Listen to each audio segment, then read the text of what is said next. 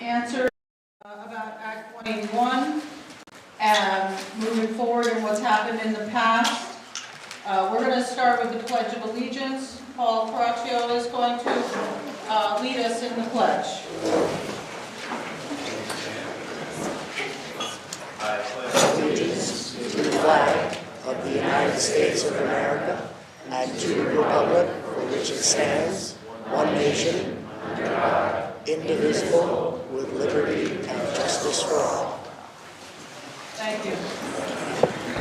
Thank you everyone for coming. I'd also like to thank the Bonneville Fair for providing food for us tonight. I have a couple rules of engagement. This is strictly an informational meeting for, for all towns. We didn't want to just limit it to Winhall. We wanted to make sure anybody that wanted to come felt comfortable coming. I will call on everyone. If you just be patient, Christy will keep an eye on you to make sure we don't lose track of our list.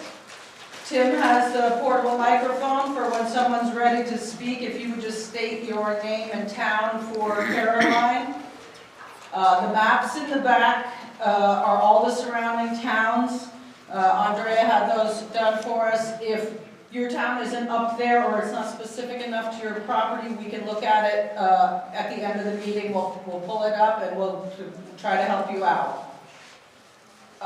Those of you who don't know me, I'm Elizabeth Grant. I'm the town clerk, Winhall Select Board member, also a founding member of the Save Rural Vermont. Also a resident of Winhall for 56 years. Andrea Amadin has been helping me to pull this meeting together. She is also a Winhall resident, a water resources engineer, and a founding member of the Save Rural Vermont. I have Paul Caraccio, who is a concerned lifelong Vermonter, also a Winhall property owner, Dorset property owner. Janet Hurley is here. She is the chair of the Land Use Review Board. Alex Weinhagen is here. Thank you, Alex, for coming. Nice surprise. I had you via Zoom, so it's great to have you here. He's a member of the Land Use Review Board as well. And then Neil Ryan will be zooming in. He is a farmer from Cornith, Vermont, also a rural advocate, and he's been working at the State House the last several months to help the lawmakers form legislative remedy for Act 181, especially Vermont working families. So I'm going to start with Paul. He's going to give you a little history on law, zoning, just anybody that's not familiar. He's going to bring you up to speed. Do you want to step up, Paul? Thanks, Beth. Hi everyone, Paul Caraccio. I grew up in Winhall. In fact, I graduated right here in school, surprisingly. But thanks for having me, Beth. And I'm going to be fairly brief, and it's a nice room to see people from all over the state here. And thanks, Janet and Alex, for coming down. I know Janet lives here, but I'm not sure where Alex is from. Can everyone hear me? Adjust this thing. So I wanted to give a quick overview of land use and zoning in Vermont. I'm not sure everyone has been here for 200 years, and some of you have only been here a few minutes, and I think it's important to have a perspective on what has gone on in this state since its inception. So I'll be as brief as I can, but I put up some dates. You can go ahead to the next slide. Some dates that matter. And basically in the 1700s, we were given the land from New Hampshire through the New Hampshire grants, and the folks that designed the state designed it in 6-by-6 mile towns. And if you can imagine how that would work over our landscape, they were just straight lines. And there was some dispute of where the boundaries would be, and obviously on the western boundary we have rivers and lakes, and then on the eastern boundary we have the Connecticut River for a portion of that. But then in the middle it was 6-by-6 towns, 36 square miles. As we progressed, those towns became basically lots and ranges, and some of those still exist today, particularly in the National Forest, where they were divided into a certain dimension. Some would say they were a mile by a mile, so you had 36 blocks in a town. And what happened was town founders were given that land, schools, churches, and then those people subdivided those lots and ranges into lands that they sold to other people. And if you can think about Winhall as an example, it goes down over the mountains into Manchester and up obviously to Peru and down to Stratton. And you can think of the terrain as some of it's flat, some of it's mountainous, and how you got to the other parts of your land was somewhat challenging. In 1960, there were 20 towns in the state that had zoning regulations, but there were 251 towns, so less than 10% had zoning in the state of Vermont, which meant planned land use and where you can build, what you can build. And by 1960, things were happening. People from the cities were coming here, buying up land, speculating on things. Resorts were being built, and quickly the government decided something needed to be done. And what year I have over there, but 1965 was a big year here in Winhall in the Windham County. It was the start of the Regional Planning Commission. And it was the first in the state to start talking about planning for use of lands and regulations. Prior to that, Winhall, as an example, I'll use this one because we're here, didn't have any zoning yet. The Stratton Mountain Resort was built in 1962.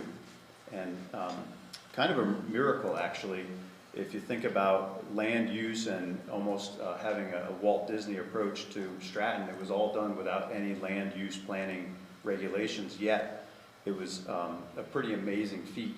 And even today, one could look back and say that Stratton was a really well-developed development without any regulations in place. So 1970 hit, and there were some bad actors out there building around ski resorts and doing things that were not necessarily right, putting in septic tanks and septic systems without any real designs.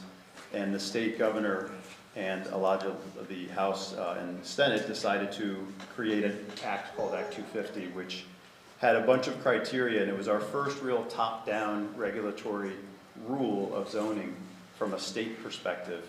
And again, think of it, only 20 or 25 towns had zoning, so the state was thinking they could impose a regulatory method amongst us to try and help people zone and use their land in a sort of, I don't know, I would say environmentally conscious way, because that's the way Vermont is.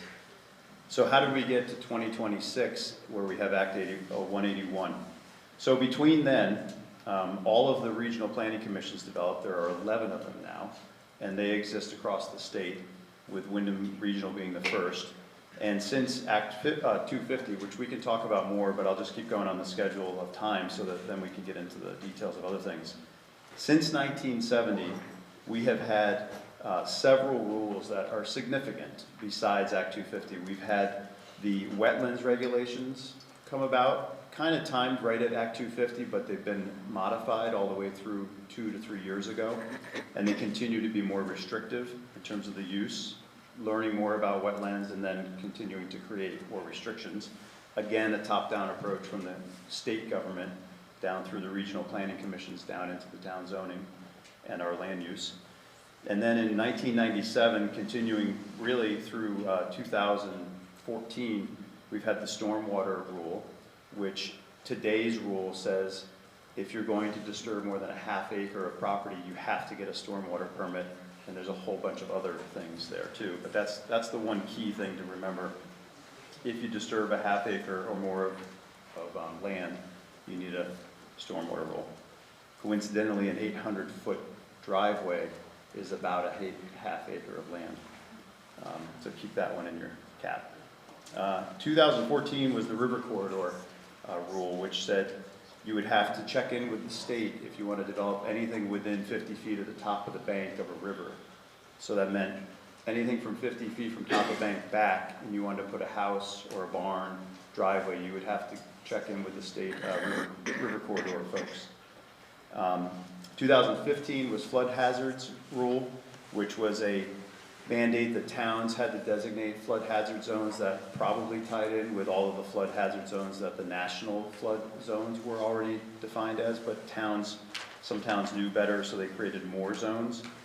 And then here we are, 2023, this is a big one too that I think is a precursor to 181 that everyone should be aware of. In 2023, the state, through the legislative action, created Act 59, which followed a UN, United Nations, Conservation Act, which was to conserve 30% of the state's land by 2030 and 50% of the state's land by 2050. And conservation, we'll have to ask, maybe Janet and Alex can define what conservation means, because some people think it's current use, some people think it's national forest. We need to know what that means a little bit better. And then finally, here we are, 2024. The House passed a bill called H687, which became Act 181, and that was passed in June of 2024, and basically had a 2-year runway to being put in place, which we're here in the next 2 months. And Act 181 was put in place through an idea, and I'll read this. It was a necessary update to Act 250, and according to the state, that would significantly update the law to address housing shortages and create more environmental protection while enhancing the process of administrating the rules and permitting. So if you can take away what Act 181 is, the idea was to create more housing in places that had infrastructure or have, or might have, namely cities and municipalities that have sewer and water, and then also create more restrictions on the lands that may be natural resource based or already in the eyes of certain people conserved. And then amongst all of it, create a board, Janet's board, which is a professional board hired and paid by the state and appointed by the governor to make decisions on the permitting process and regulate the rules. Some of the rules haven't been made yet. Unfortunately, Janet's job is to do that. And I don't wish that upon anybody. I suggested to Janet on Friday, maybe she should have looked at the job description. But 181 came out of the barn basically in June of 2024 with a demand that it be implemented in this year in July. And some of the dates in the future include on, and these are moving targets because even things today changed in the legislative branch of our government. But my understanding was July 1 of this year was the implementation of the road rule, and December 31st of this year is the implementation of Tier 3 jurisdiction by the Land Use Review Board. And then next July 1 would be the end of there's these exemptions that Act 250 had created for fast-tracking housing in municipal areas and what we're calling Tier 1 and A and Tier 1B. And then finally, in July 1 of 2028, the interim exemptions for accessory dwelling units that you could build now. There's a definition that those go away in 2 years, as well as converting commercial property into housing units. You'll see around the state, there are a lot of motels in rural areas being converted to housing. That would normally have required an Act 250 permit, but in 2024, it was allowed for 4 years. You could be exempt if you converted those buildings into housing units. So all of a sudden, we see a lot of those motels being converted. That is over in July of 2028. And then finally, in February 1st of 2029, the LURB, as we're calling it, Land Use Review Board, Janet's world, is to give us a full report on all their rules and all of what they're doing. So that's 1760 something to 2029, and I think that creates a good baseline for everyone to understand how land use regulations have come about in Vermont.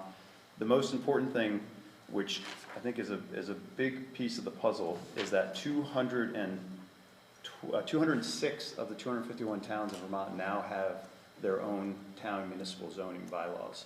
So in less than 64 years, we've gone from less than 10% to over 80% having their own town zoning rules in place.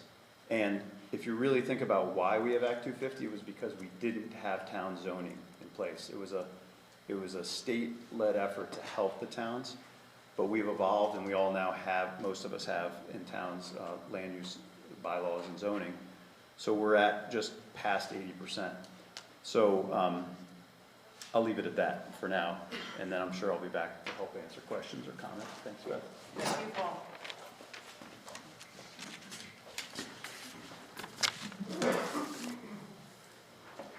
Okay, so we have Neil Ryan on Zoom. Is he there with us, Andrea? Yes, he is. I'm going to spotlight you. So Neil, again, he is a farmer in Corinth. I've listened to some of his testimony. I'm very impressed with what he has to say and share. So I'll let him go ahead and entertain you for a little bit. I'm going before the LURB, huh? You know, Janet and Alex will be able to step you through where they are in their process right now. They're operating like gangbusters with the, you know, the expectation, or working as if July 31st, December 31st are the dates. But, you know, I'll leave it to them to discuss their process. And I'll talk a little bit about what's happened in the State House in the last month and a half or so. One thing before I get rolling is... You want me to have him hold up, Andrea? Sure. Neil, I'm so sorry. We don't have you on the screen. We're just trying to get you on the screen. We can all hear you, though. Okay. I'm going to add one little preface. I can get that out. It will, yeah. Sorry. If it's possible to make it louder, I'd appreciate that. Yes, we can do that too. Anyone else want to use me? Tammy? Yeah, open the meeting. I am. I know.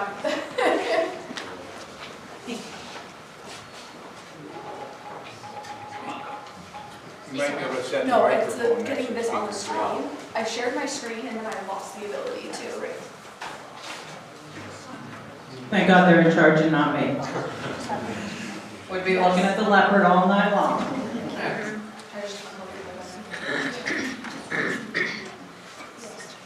I shared my screen and that just messed things up. So bear with me.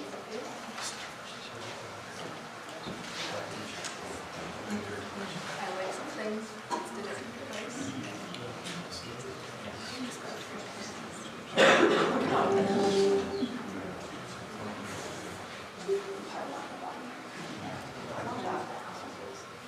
Oh, this is yeah, thank you. You're absolutely correct.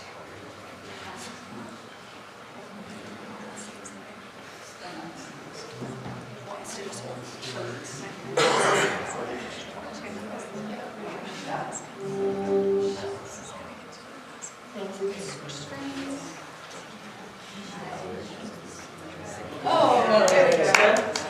Yep, bear with me one more second, folks. Excellent. All right, Neil, you are live. Thank you for your patience, everyone. Okay. Thanks, everybody. Yeah, so I'll just spend a few minutes. Thanks for inviting me. What I was going to say to get going is certainly there are corners of the internet and corners of the State House that are tough on the Land Use Review Board. And I would just have everyone consider, particularly in a period of really heightened energy and concern around Act 181, or parts of it, that the LURB was tasked with doing what they had to do by virtue of the statute. And in my experience, they've been incredibly responsive, working really hard, understanding people's concerns, bending over backwards. I think they've done an amazing job. Now, I certainly have issues with the process and implementation, some of the substance of Act 181, but I think it's just important as we go forward to thank the LURB as opposed to give them grief. So, with that said, I'm sure many of you are in the room because you've caught wind of the road rule in Tier 3, and it has led to probably one of the most vociferous grassroots efforts in a long time. You think maybe it was the healthcare discussions more than a decade ago, or something else where they let us do something like this. And I've had the good fortune of kind of seeing it up close at the State House. I hadn't been there since a school field trip almost 40 years ago, but I found myself there a lot lately. And the long and short of it is S325, which is the bill to modify elements of Act 181. I'm sure Jen and Alex can explain a little bit more. There's a bunch of definitional stuff dealing with some of the exemptions. And of course there was the proposed delay of implementation of the road rule and Tier 3. That's a bill that was being worked on in Senate Natural Resources. In part at the request of the LURB, just understanding they had to do more process, there was more work to be done. There was some back and forth about what those dates might be. And it just so happened that testimony on that coincided with the rally at the State House in the middle of March, where several hundred Vermonters showed up, spoke, members of the Rural Caucus. You know, it was nonpartisan. It was tripartisan, actually. And that engendered a lot of conversation in and out of the State House. A lot of media coverage, so on and so forth. Good information and bad circulated thereafter, but clearly we were hitting an inflection point where issues with the road rule and Tier 3 were somewhat coming to a head. It managed to get out of Senator Bongard's committee that he's a member of, with delays, even longer than what the LURB requested, and that passed the Senate, went over the House.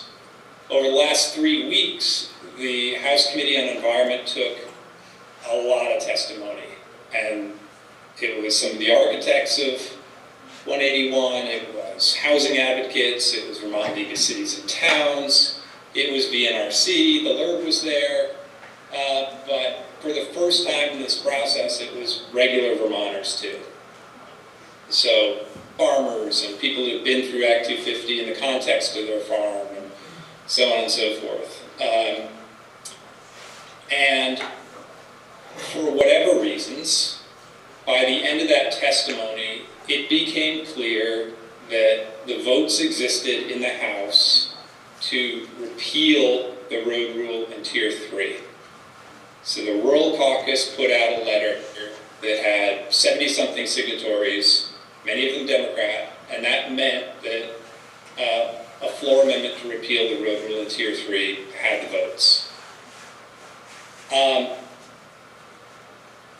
Last week, so a week ago today, Chair Amy Sheldon and members of her committee, all 11 of them, indicated that they would support the repeal of the road rule in Tier 3. I'm going to caution that those amendments haven't been written into S325 yet, and time is getting tight. So for people that are concerned about those parts of it, you're going to want to keep on your reps, and then ultimately has to leave House Committee on Environment, go to the House floor, go back to the Senate in some fashion. So we're ways off yet. But there was a recognition amongst majority leadership that this had become such a political football that it had to be dealt with.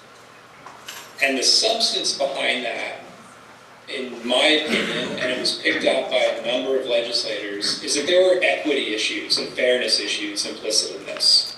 Cost of access, cost of permitting, the way Tier 3 maps were catching up lower value properties. None of this was intentional, but there were some socioeconomic externalities or unintended consequences that were very real.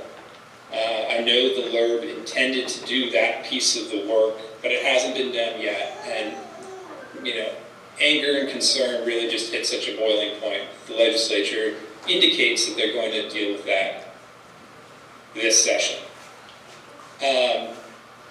So we'll see that they carry that through. And maybe the one thing I want to tell assembled people in the room who came tonight really upset or concerned about Act 181 is that the pieces of it that had the most direct impact on rural Vermont landowners in terms of property rights or subdivision for family members and all that kind of stuff, that was the road rule in Tier 3. And I've just been hearing recently, in recent weeks, repeal the whole darn thing. I think there is a faction of the people saying that have their own peculiar, own discrete issues with Tier 1A and 1B and its implementation and its incentives. But I think a lot of people are just confused and don't understand there's the 1A, 1B, which takes Act 250 away from municipalities and downtowns that have strong zoning locally. So you get rid of that Act 250 double layer of review. That doesn't mean no Act 250, it doesn't mean free for all. The LURB has been working with the regional planning commissions and your towns to iron that out if you're eligible for 1A or 1B, and that's opt-in, so no one's forced into it.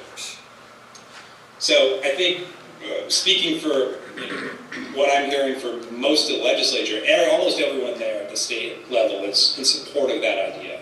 Removing Act 250 jurisdiction in 1A and 1B areas. And the dam's sort of broken where people are less enamored with the Tier 2 road rule and Tier 3. So think about that as you kind of evaluate what the victory is from your point of view. It might be, if you're a landowner that found themselves in Tier 3, or were thinking of considering a long road or driveway, you're good to go. Things will revert to Act 250 status quo, as it was before 2024, and that's my understanding at present. So maybe I'll leave it there, and we can move on to the LURB, or we can have questions at the end. Is that helpful? Yeah, that was very helpful. Thank you, Neil. All right. Becca's coming back though, so I'm not the moderator. Thank you very much, Neil. Andrea, would you like to speak, or do you want to wait a little bit? Whichever, I think we should hear from the land use Okay. board. Janet, Alex, would you like to speak on your LURB board? Yeah, do you want Okay. us You to can have you a can come up here if microphone you'd like, just so people can hear you. You can both come up. Okay. Scott, you want this as well? So we can- Yeah, you can give them. Sure. Yeah, you want to give them that one instead, Tim? Thank you. Okay. Can you hear me? Yeah. So as Neil just explained, the legislature has pretty clearly communicated to everybody that it will repeal Tier 3 and the road rule aspects of Act 181. So the board yesterday had a board meeting and officially communicated that we were suspending all work on Tier 3 and the road rule. So we can still answer questions about them. It isn't a done deal, but I think it's pretty clear that those two aspects of Act 181 are being jettisoned. So, and in addition, we are working with the regional planning commissions on regional plans, which now include these future land use maps, of which you see all the neighboring towns' draft maps that Wyndham has put together, it looks like. Which one is Winhall? It's the We're in the corner. The light green? There's several maps of ours. We have the Oh, okay, center I see. inserts. We Okay. went a little overboard on Winhall, Jen. All right. You have, Janet, you wondering, I have was like, none of these zoning, look and like then Winhall. you have the regional commission. yeah, right behind Tim. Left is Oh, zoning, okay, I and then see. regional, yeah. Okay. In any case, we can answer questions about Tier 3 and road rule. You should know, though, that they're pretty much not going to happen. But we can also, Christie.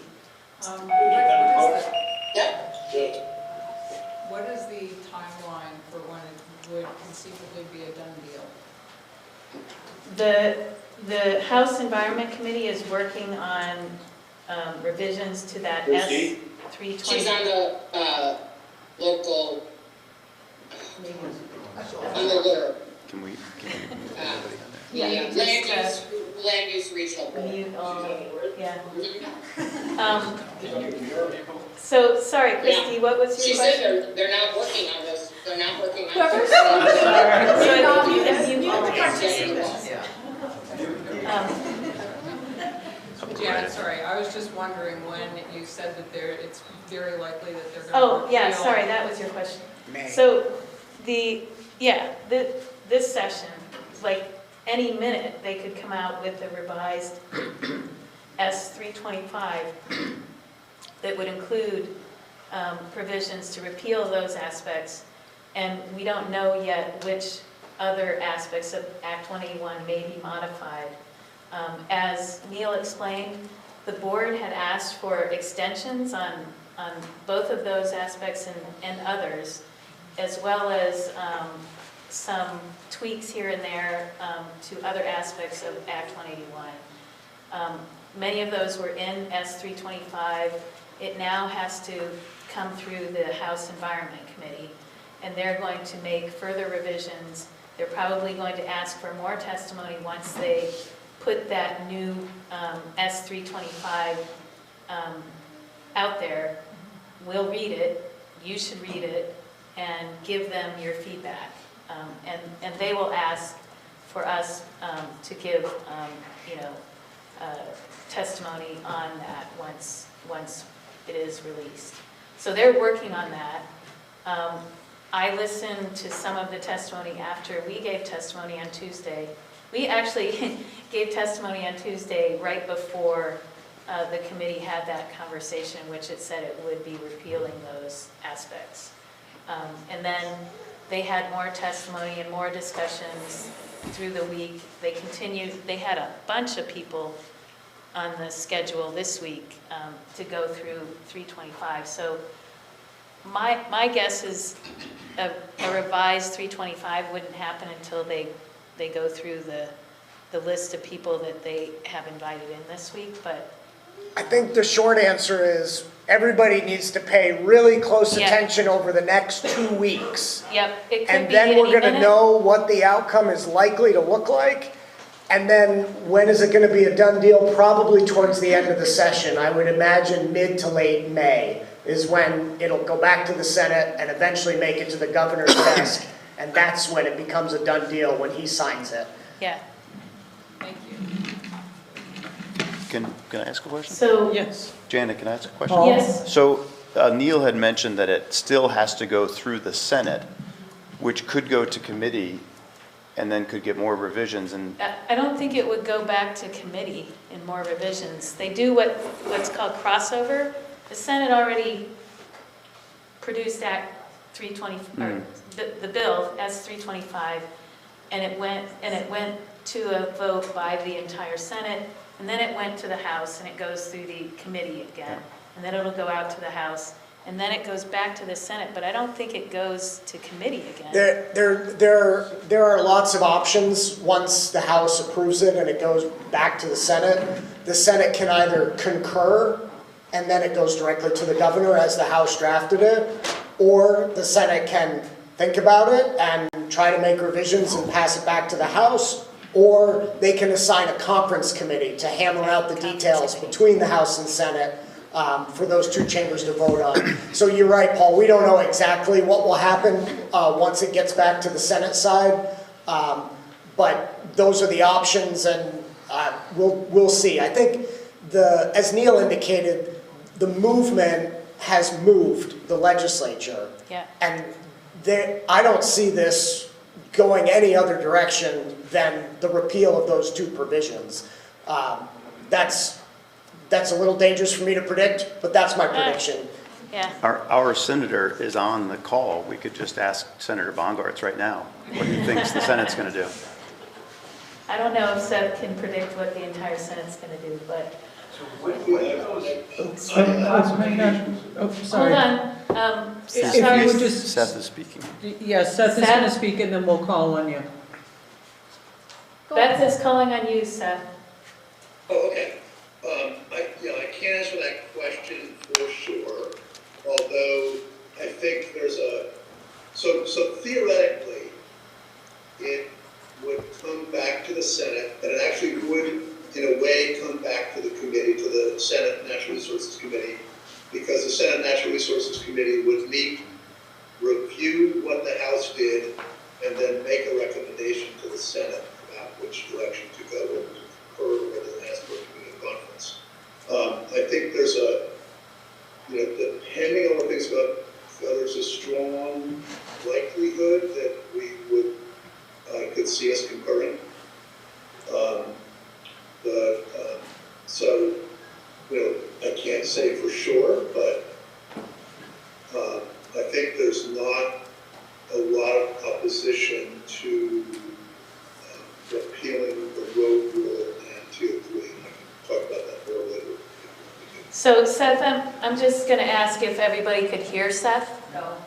So I'm going to repeat what Seth said into the microphone. Seth is saying that what may happen is that once it's done in the House, it could go back to Seth's the Senate Natural Resource Committee on which Seth sits, and they could pass it or Make a recommendation. Make to a the full recommendation Senate. to the full Senate, and the Senate could concur. He is saying that he does not see that the Senate would, well, let's not do two negatives. He sees that the Senate will agree that the road rule and Tier 3 will be repealed. Thank you. Steve Funk, you had a question. The classifications that are on this map, when do those go into effect? So the regional planning commissions are working to develop these future land use maps with each of their member municipalities. And what happens with those is they come to us, the Land Use Review Board, in two phases. They come in a draft phase, and we do what's called a pre-application review. And we look at the regional plan as a whole, not just the future land use maps, but the entire regional plan, to look to see whether it appears to meet the statutory standards and requirements. And we give them our feedback on that. And during that, that's a 2-month process. And during that process, we invite as many interested parties as want to comment on that draft regional plan, including the future land use map portion of it. And then we will hold a meeting in the region.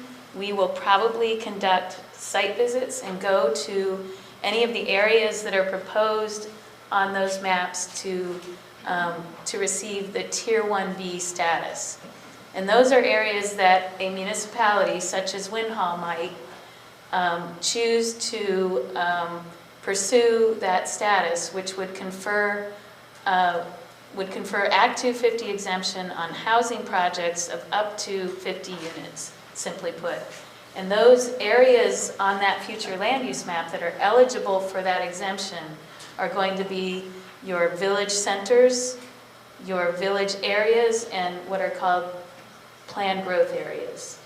So those areas, downtown and village centers, village areas and planned growth areas, a municipality can opt in to this Tier 1B Act 250 exemption status for housing projects up to 50 units. What if your land is, on that map is classified conservation? What does that mean? It doesn't mean anything relative to the Act 250 permit program. So if you are concerned with the rural categories and how your regional planning commission is mapping them, you can work with your regional planning commission and let them know what your concerns or questions are about how they're mapping land that might be that you might own in those rural areas. But those rural categories have no implications for Act 250 permit jurisdiction. So you can't correlate tier 1 and tier 2 to any of those zones on those maps? Tier 1, yes, but that not, Tier 2 or tier 3? well, I mean, it depends on what they end up doing, but they're going to repeal tier 3, so they won't have any, they didn't have anything to do with tier 3, and they still won't have anything to do with tier 3. Now, tier 2, I don't even know if it will need to be a term anymore, because tier 2 was whatever was not tier 1 and whatever was not tier 3. You know, you subtract the two. And they're, from what I heard last week, they're even talking about not using the term tiers, because these areas in the centers, the downtown and village centers and the growth areas around them, the village areas and planned growth area categories, those are areas where there would be certain Act 250 exemptions, right? And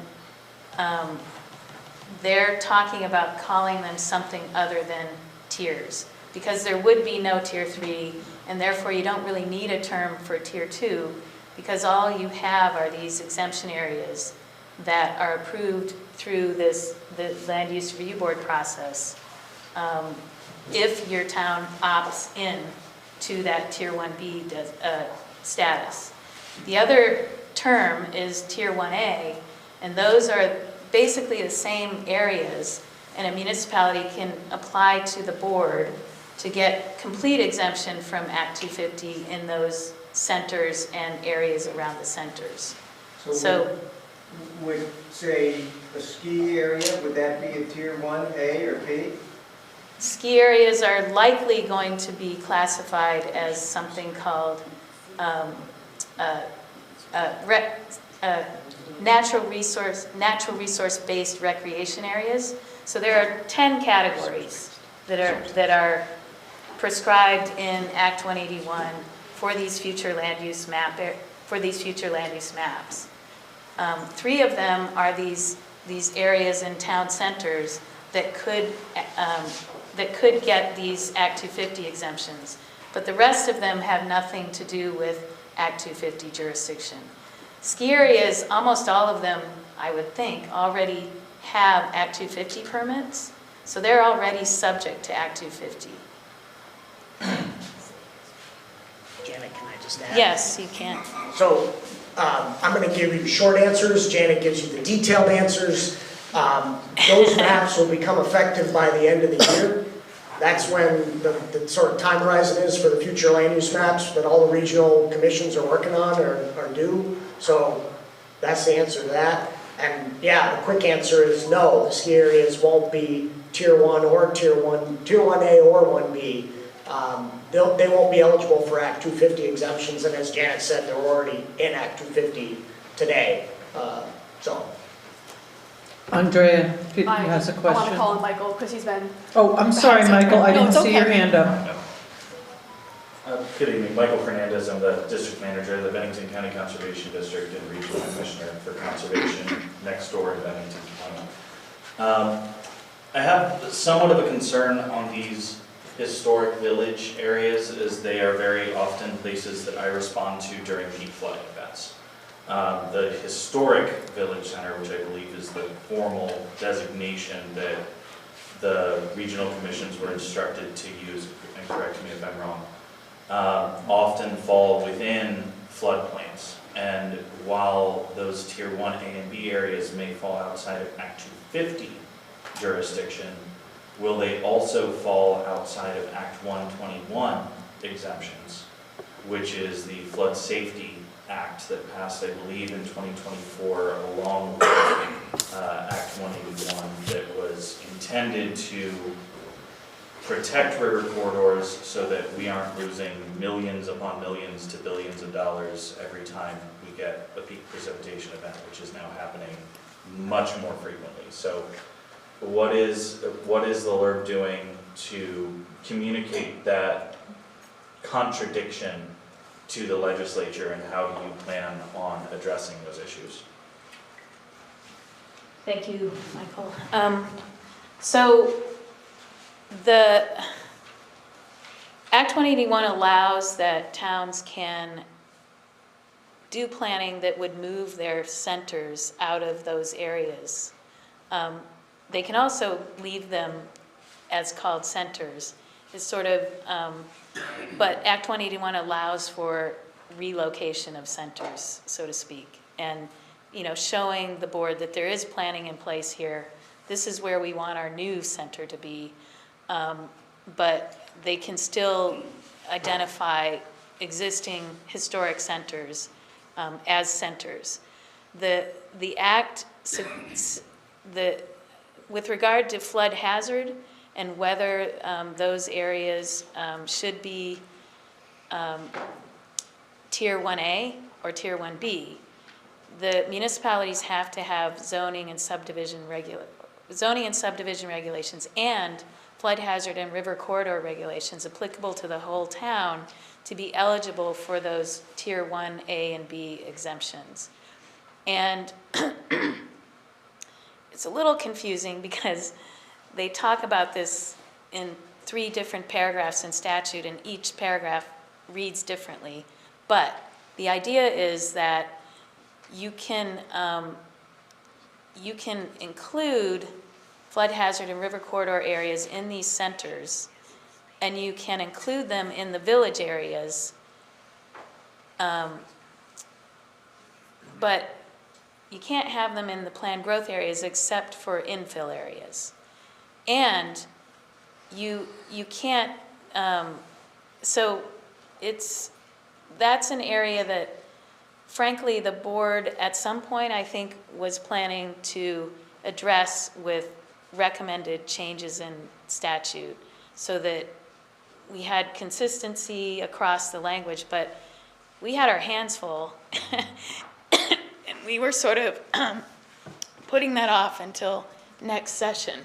I'm going to turn it over to Alex. As a board, we are encouraging municipalities and regions to think about that issue and pushing them to think about where they want to grow. Because we need more housing. Every community in the state needs more housing.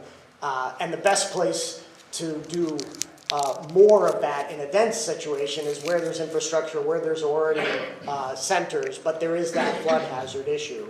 So we're encouraging the municipalities and the regions to think about that for each of the communities, think about where the growth area should be around those village centers. But to answer your question about the Flood Safety Act, which did pass the same year as Act 181, it was Act 121. That act, for everybody else's benefit, sets up a new permitting system that A&R will stand up over the next couple of years that will require an A&R, Agency of Natural Resources permit, for any development in a mapped flood hazard area or river corridor zone. And there are right now, there's no anticipated exemptions from that. So just because you're a village center designation and you've had that state designation for years, doesn't mean that you will be exempt from this new Flood Safety Act, which will require development in that area to get a permit.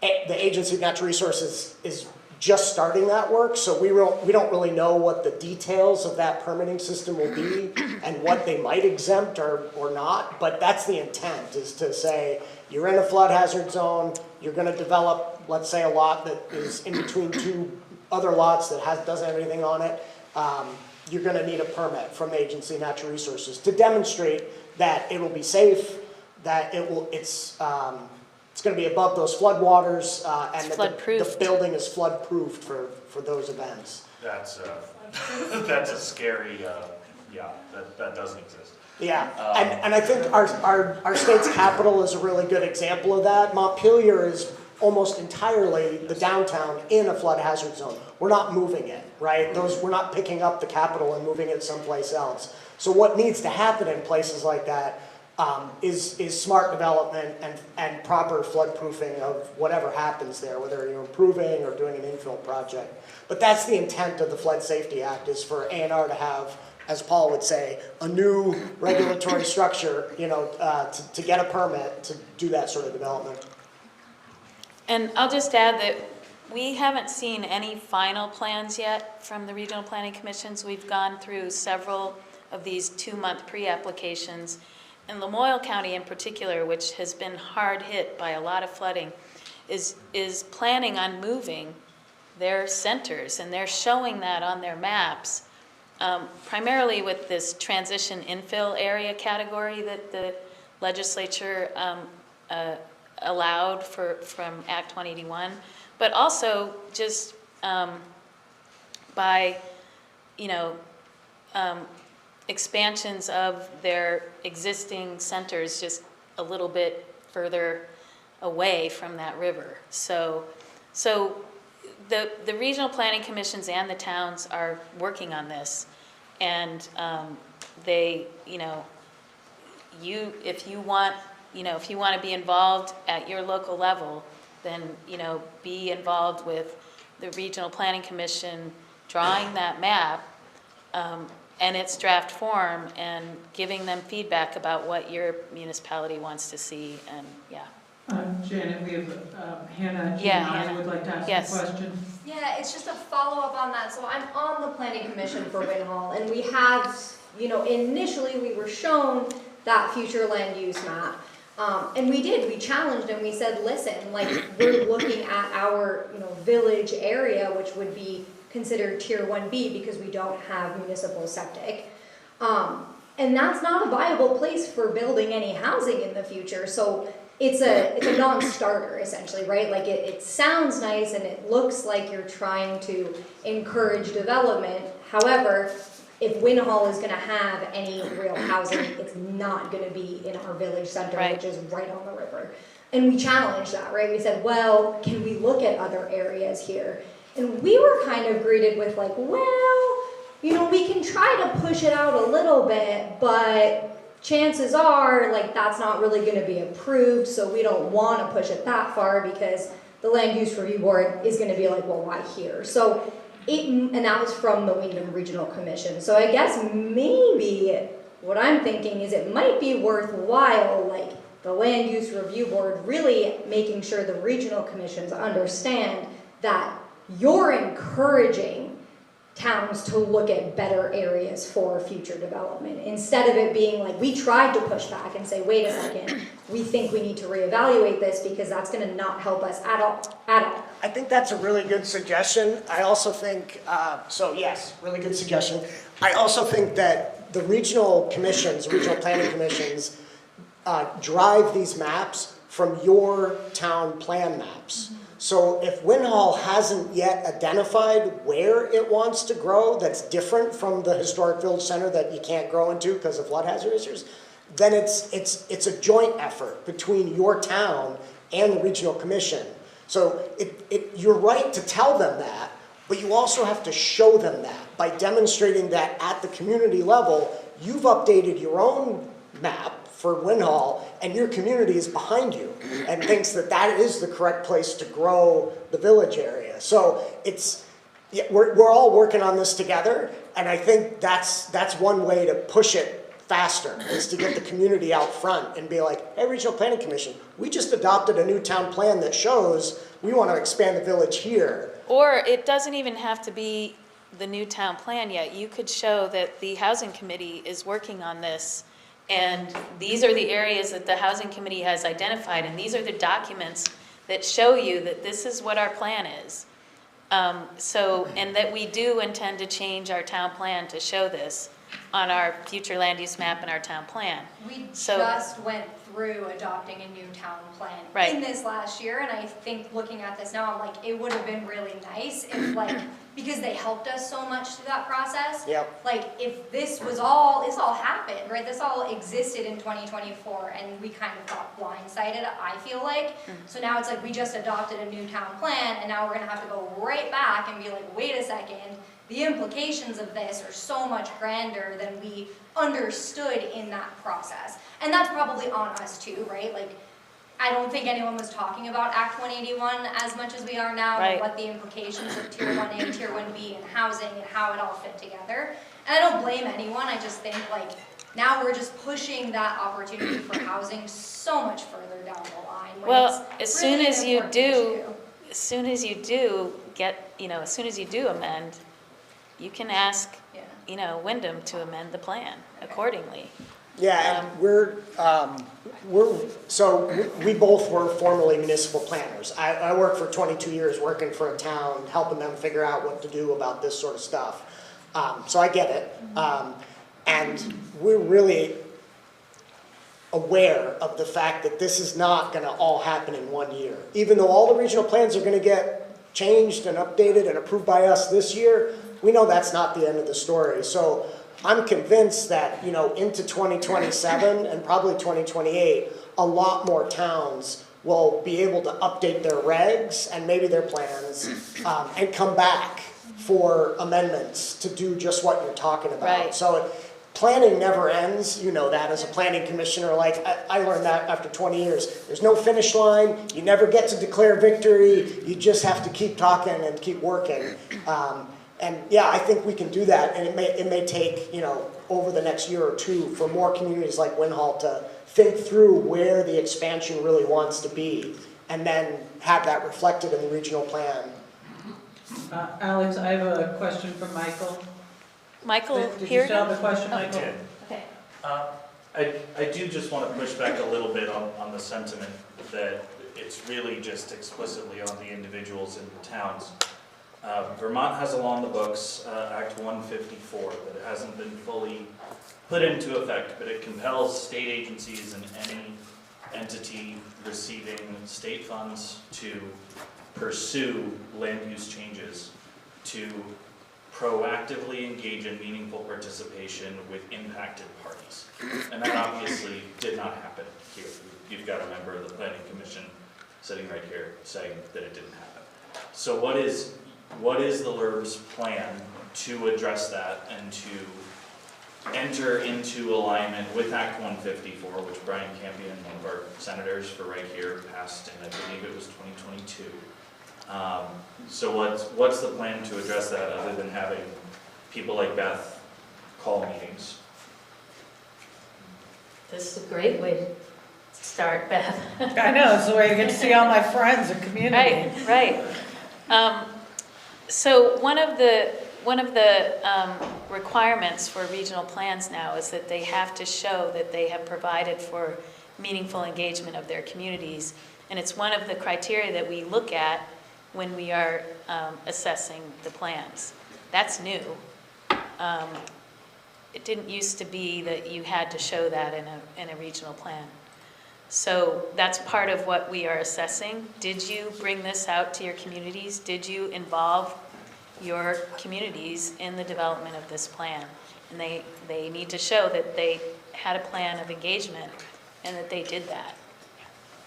So that's one way that we are looking at that. Requiring or holding the regional planning commissions to that standard. But Michael, it's not to say that it's perfect. It's not to say that it's always going to get done just right. And so in this first go-around where we're reviewing regional plans, we are holding their feet to the fire to demonstrate that they had community outreach and met with their local planning commissions.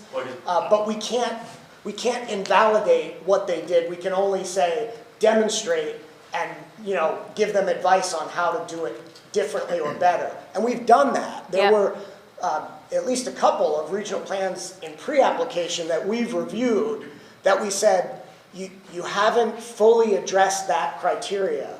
You haven't demonstrated that folks who are going to be burdened by certain environmental conditions were reached out to, that disadvantaged populations in particular were reached out to. And we've told them, like, before you come back with your final version, do more and tell us how you've done that. And that's what we're doing.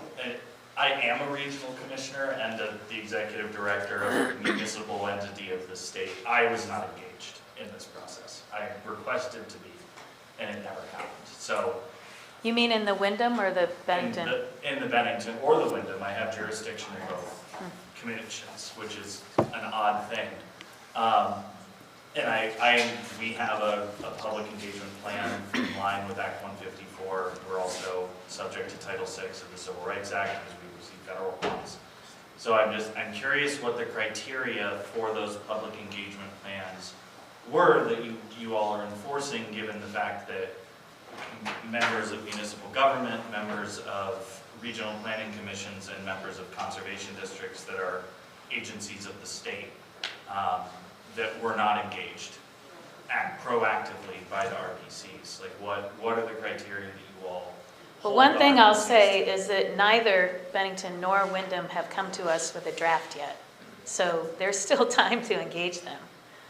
You can call them up first thing in the morning and say, I need you to engage us. Janet, I have another question from Paul. I think this is a good spot to, this is a little bit of a vacuum over here that's going on in the room. Michael and Janet and Alex, and I think the room as a whole probably doesn't really even know what Act 181 is. And I think it's important, that's part of the reason we're here, but I want to pull it back out of that vacuum because those are great points, and those are a lot of frustrations that we see as just people in the community. I live in Dorset. I'm developing property in Manchester, and I own property in Winhall, so I happen to be in these three weird vacuums of hearing the same thing. My gut is that I use the analogy of the horse was let out of the barn, but we didn't put the fences up yet, and we don't even have a saddle on the horse, nor do we know who's riding it. But the law is Act 181, and we're living by it in less than 2 months. And that's the frustration that's building here. Back where Mr. Spencer is standing, I'll turn your heads, there's a map on the right that is what's called the, what's it called, Janet? The future land use map. It's the one to the right of the window, and the one to the left of the window is the Winhall Town zoning map. And Winhall happens to be one of those fortunate towns of the 206 that have zoning. They're also fortunate to have a very well-developed ski resort in their town, but Winhall also has, I think, 60% of its land in national forest or state forest. So it's kind of an interesting town. Back out of the vacuum, those future land maps are a state-based idea of imposing land categories across all lands of the state and overlaying the 206 towns with zoning that they've mapped themselves. So there's automatically going to be some real weirdness in there. Like if you overlay that map onto that left map, you'll see residential zoning is now conservation something, which is what's firing people up, right? Yes. And what Janet is saying is reach out to your regional planning commission, which I've sat with the Winhall Planning Commission and they've tried to do, but I can almost, it was less than 90 days ago that the planning commission in this town became aware of what's going on in 181, even though it's been a law for 2 years. So there's some sort of disconnect going on, and I think the analogy of the horse is out of the barn and the fences aren't up is, what do you do? We've got to figure out, I personally think the horse has got to get back in the barn, or the cake's got to go back in the oven and you got to cook it longer. And this is where Janet's job is really, really tough, and I told her, you should have looked at your job description before you took the job. There was no description. Yeah, exactly, see? So we have politicians writing laws that are in place, and they're half-baked, right? And we, as people, have to help get through this process, because this has been really awesome. We've got tons of people in this room that are concerned, and the fact that Janet and Alex showed up is amazing, because you could have bullets being shot at you, right? And Janet lives here, so I said to Janet on Friday, you live in the town, you should show up, right? And she's like, I think I should show up too, so it's a huge deal. But let's not go down the vacuum of the little minute things, because I think it's a much bigger issue on these maps and what we're dealing with. And to the Planning Commission in Winhall, it's no different. The same story is in Manchester, the same story is in Dorset. And I'll bet if you went to less sophisticated towns, you'd find people saying, I don't even know what Act 181 is, which is kind of sad, because in 60 days, we're supposed to live under it. I could go on forever, but I do think that in 60 days, you won't be living under the road rule, and that's what goes into effect in 60 days. Ask Seth about that. Go ahead, Neil. Yeah, thanks. You know, I just want to follow up with what Paul's been talking about. My entry, egg on my face. I wasn't paying attention to Act 181 2 years ago, and I found out about it. I went to an RPC meeting at our town hall and went through these future land use maps. Still didn't understand what Act 180 was. No premonition walking out of that meeting that there was a Tier 2 road or a Tier 3. And all that is to say, the disconnect between what the LURB has been tasked with doing, what the RPCs have been tasked with doing, is creating a massive amount of confusion. And I know in Orange County, Caledonia County, elsewhere, just because I now have a bit of a presence, I'm getting bombarded with comments from people all over my part of Vermont that have deep frustration with responsiveness and accountability from their RPC.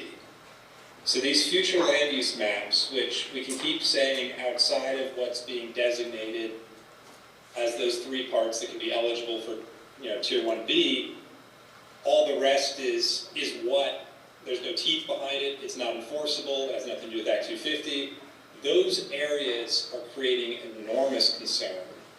And the lack of definition about what does it mean, what does it do, how does it interplay potentially with Act 59 in the future. The RPCs are really failing to communicate that, and in many instances failing to be responsive whatsoever when people ask, why is my existing farm mapped rural conservation now, not rural ag and forestry, stuff like that. So we have a big problem in terms of the people in communities understanding what the RPCs are delivering or not delivering. And increasingly, I'm hearing a massive amount of frustration about the RPCs themselves. Not all of them, but some, and a few in particular. Alex, I don't have an please. answer. I don't have an answer. That's something I think we have to solve. Thank you, Neil. Yeah, if I could just encourage folks to reach out to your regional commissions, your regional planning commissions.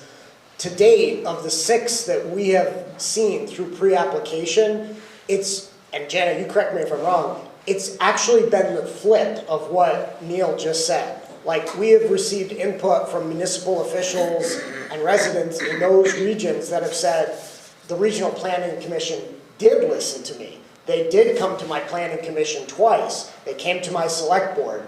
Their maps generally reflect the town's maps. So if something other than that is happening in your region, I'm interested to know about it, and I encourage you to engage, as Janet said, with the regional commission, because they are the ones generating these maps and the plan with input from the municipalities. So they do need to hear from you, and if they're not, that's a different situation from what we've heard so far. Alex, I have another question. Andrea Amadon? I don't need the microphone, but I can. Oh, that's okay.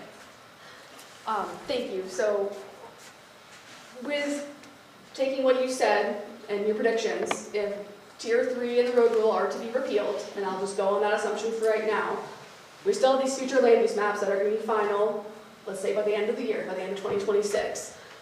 We still have, like Neil said, these rural conservation areas, these ag areas, these rural residential areas that were going to be Tier 2, designated on these maps under state land use categories. So how is the Land Use Review Board, going to be working with A&R and the Housing, Michael help me out. Housing and Conservation Board. Vermont Housing and Conservation Board under Act 59 to reach that conservation goal that Act 59 sets, the 30 by 30 and the 50 by 50?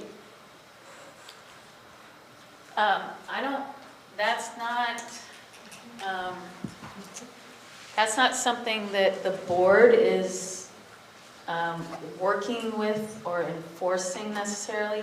I think the standard and statute is just to say something about, where are you in terms of how much conserved land is in your region. And there's it's sort of like the housing targets. They're targets, they're not mandates. they're a planning tool. If you don't meet them, nothing happens. I don't think there's anything that's gonna happen if a particular region or town doesn't have 30 by 30 or 50 by 50. And I also think that it's gonna be different for different towns and different regions based on, you know, just things like how much Green Mountain National Forest is in your town versus, you know, Chittenden County, which is, you know, so. Is it by town? I'm sorry. No, it's not, but It's I mean, statewide, but yeah. people are concerned because these maps are by town, right? And do they have to be 30 by 30 and 50 by 50? No. But the state does. The state as a already might whole, be. state as a whole, yeah. Has anyone but- done an analysis to see if it's already 50% conserved? Yeah, Or so 40% conserved? neither of us are experts on Act 59. I Fair would enough. encourage you to reach out to the Vermont Housing Conservation Board and the Vermont Fish and Wildlife Department. They've been doing listening sessions around the state on Act 59 and where we stand. But that law had two components. One was inventory. Tell us how much of the state is conserved today. 27%. They did the inventory. That's where we stand today. And then they said, come up with a plan to get us to 30% by 2030, which we're not far from because we're at 27, and 50% by 2050, which is a lot. And that's, you know, I am very curious to know how that's going to happen. So that's all the law required was inventory and plan. As Janet said, it's not a mandate for the state or for any region within the state. Or for any town. Or for any town, right. But it's a plan to get there. And one of the big conversations that's happening in that Act 59 world is whether properties that are enrolled in the current use program, the use value appraisal program, which are agricultural and forest parcels, should count towards that goal. Because if they do, we've probably already met the 50 by 50 goal, because current use is an amazing program in the state. I always like to say it's the most successful conservation program in the state of Vermont because it's voluntary and because it provides a financial benefit that incentivizes landowners to get into the program and manage their working lands for ag or for forest. So that's a conversation I think that's happening now with VHCB and Fish and Wildlife and to some extent the legislature as to how current use is blended into that. But right now it's 27%, not including current use lands, just national forests, state lands, and privately conserved lands. Can I follow up to that really Can quickly? I just, I'm so sorry. Can I just follow up really quickly on that, Neil, and then I'll absolutely give the mic to you. I just want to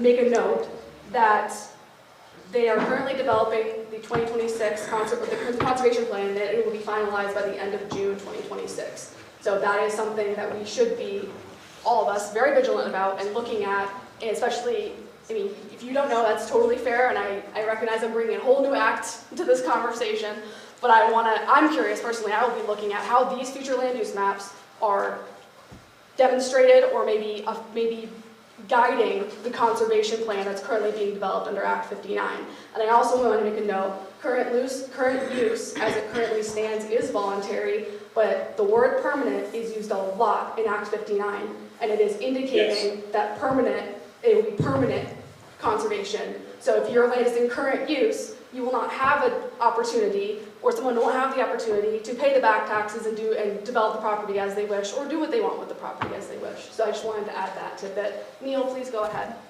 And that was Act 59? Thank you. Sorry, hold on, Neil. H70 was a bill in the House Committee on Environment this year that would have done that, would have allowed current use to apply to those goals. It was vigorously opposed by VNRC, Audubon, and the Nature Conservancy, as well as Chair Amy Sheldon. In the minds of the architects of Act 59, permanent is the only acceptable outcome. And we heard that in testimony this winter. So that needs to be state ownership, federal ownership, or permanently conserved under a land trust. So current use would not meet that criteria under the, current envisioning of its architect. So the environmental NGOs are vigorously opposed to current use being counted towards 30 by 30 and 50 by 50. And a segment of the legislature is also opposed to that. They are committed to permanent conservation. So, all I can say there is if you disagree with that, I think you need to be pushing back against BNRC, the Nature Conservancy, Vermont Land Trust, and Audubon. Those are environmental organizations well positioned to benefit from a land use goal that is permanent conservation managed by land trusts. Many of them do that very work. So. Thank you, Neil. Michael, question? I am a bit of an expert on Act 59. We followed it, the districts followed it through the legislature. We were one of the main partners on VHCB's listening sessions. I also sat on almost all of the rulemaking committees for that process. And just to clarify, because there is a lot of confusion about Act 59, the 30% goal is permanent conservation. That's the remaining roughly 200,000 acres that they're specifically targeting lower in elevation areas with hydrologic connectivity. So think river corridors and streams and things like that. The 50% goal is not slated currently in the law for permanent conservation. That is a lot more flexible. So there is a lot of confusion around that because of how frequently the word permanent is used in the bill, but the VHCB, the legislature, all the partner agencies have made it very clear that the 30% goal is permanent conservation, which, like Neil said, is through easement or land ownership by the state. The 50% goal, there is still the possibility, once the permanent inventory is completed, that current use will be recommended, as well as regenerative agriculture lands. There's a bunch of new categories that are being proposed. The district here in Bennington proposed some of them. And once they get the report from VHCB and the legislature reads it, I think the temperature on Act 59 can actually go down a fair amount. And that is a lot of the questions we've been getting at the local level is what is the intersection between Act 59 and Act 191? I really encourage the LURB to dig into that a little bit and integrate that into their communications so that my voicemail can survive again. Yeah, I just want to emphasize that there isn't much of an intersection. The mapping that you see on the future land use maps are not what become priorities for the Act 59 conservation goals. Fish and Wildlife, for those of you that like to look at interesting maps and such, the Fish and Wildlife Department of VHCB came out with a really interesting analysis that looked at where the existing 27% of conserved lands are, not in relation to these maps at all, but in relation to the sort of biophysical regions that break up Vermont, the Green Mountains, the Champlain Valley, the Northeast Kingdom, the Vermont Valley, right, down here. And it's actually those maps that help really understand where the state has done a really good job of conserving properties and where we really haven't done much. So it has very little to do with these future land use maps and a lot more to do with sort of the ecological mapping of the state. If anyone's interested in that report, it just came out, I think it was towards the end of last year. Contact me, I'd be happy to pass it on. It's good reading. Thank you, Alex. We're going to move to our last speaker, Andrea Amadin.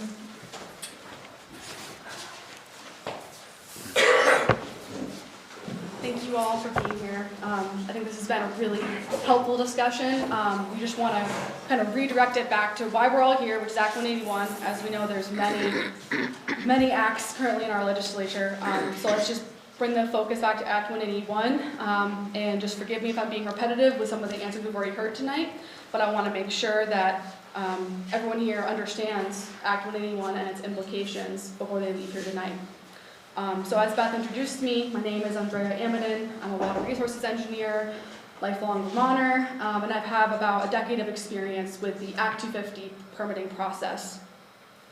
I wanted to talk about Act 181 and the proposed changes that are causing us a lot of concern, because we need to understand the full impact of these changes, not just on developers, but also on single homeowners in Vermont. So, as Paul kind of alluded to in the beginning with this timeline, Act 250 was created to ensure responsible development with consideration for our environment. And let's all be honest, in some degree, it has worked.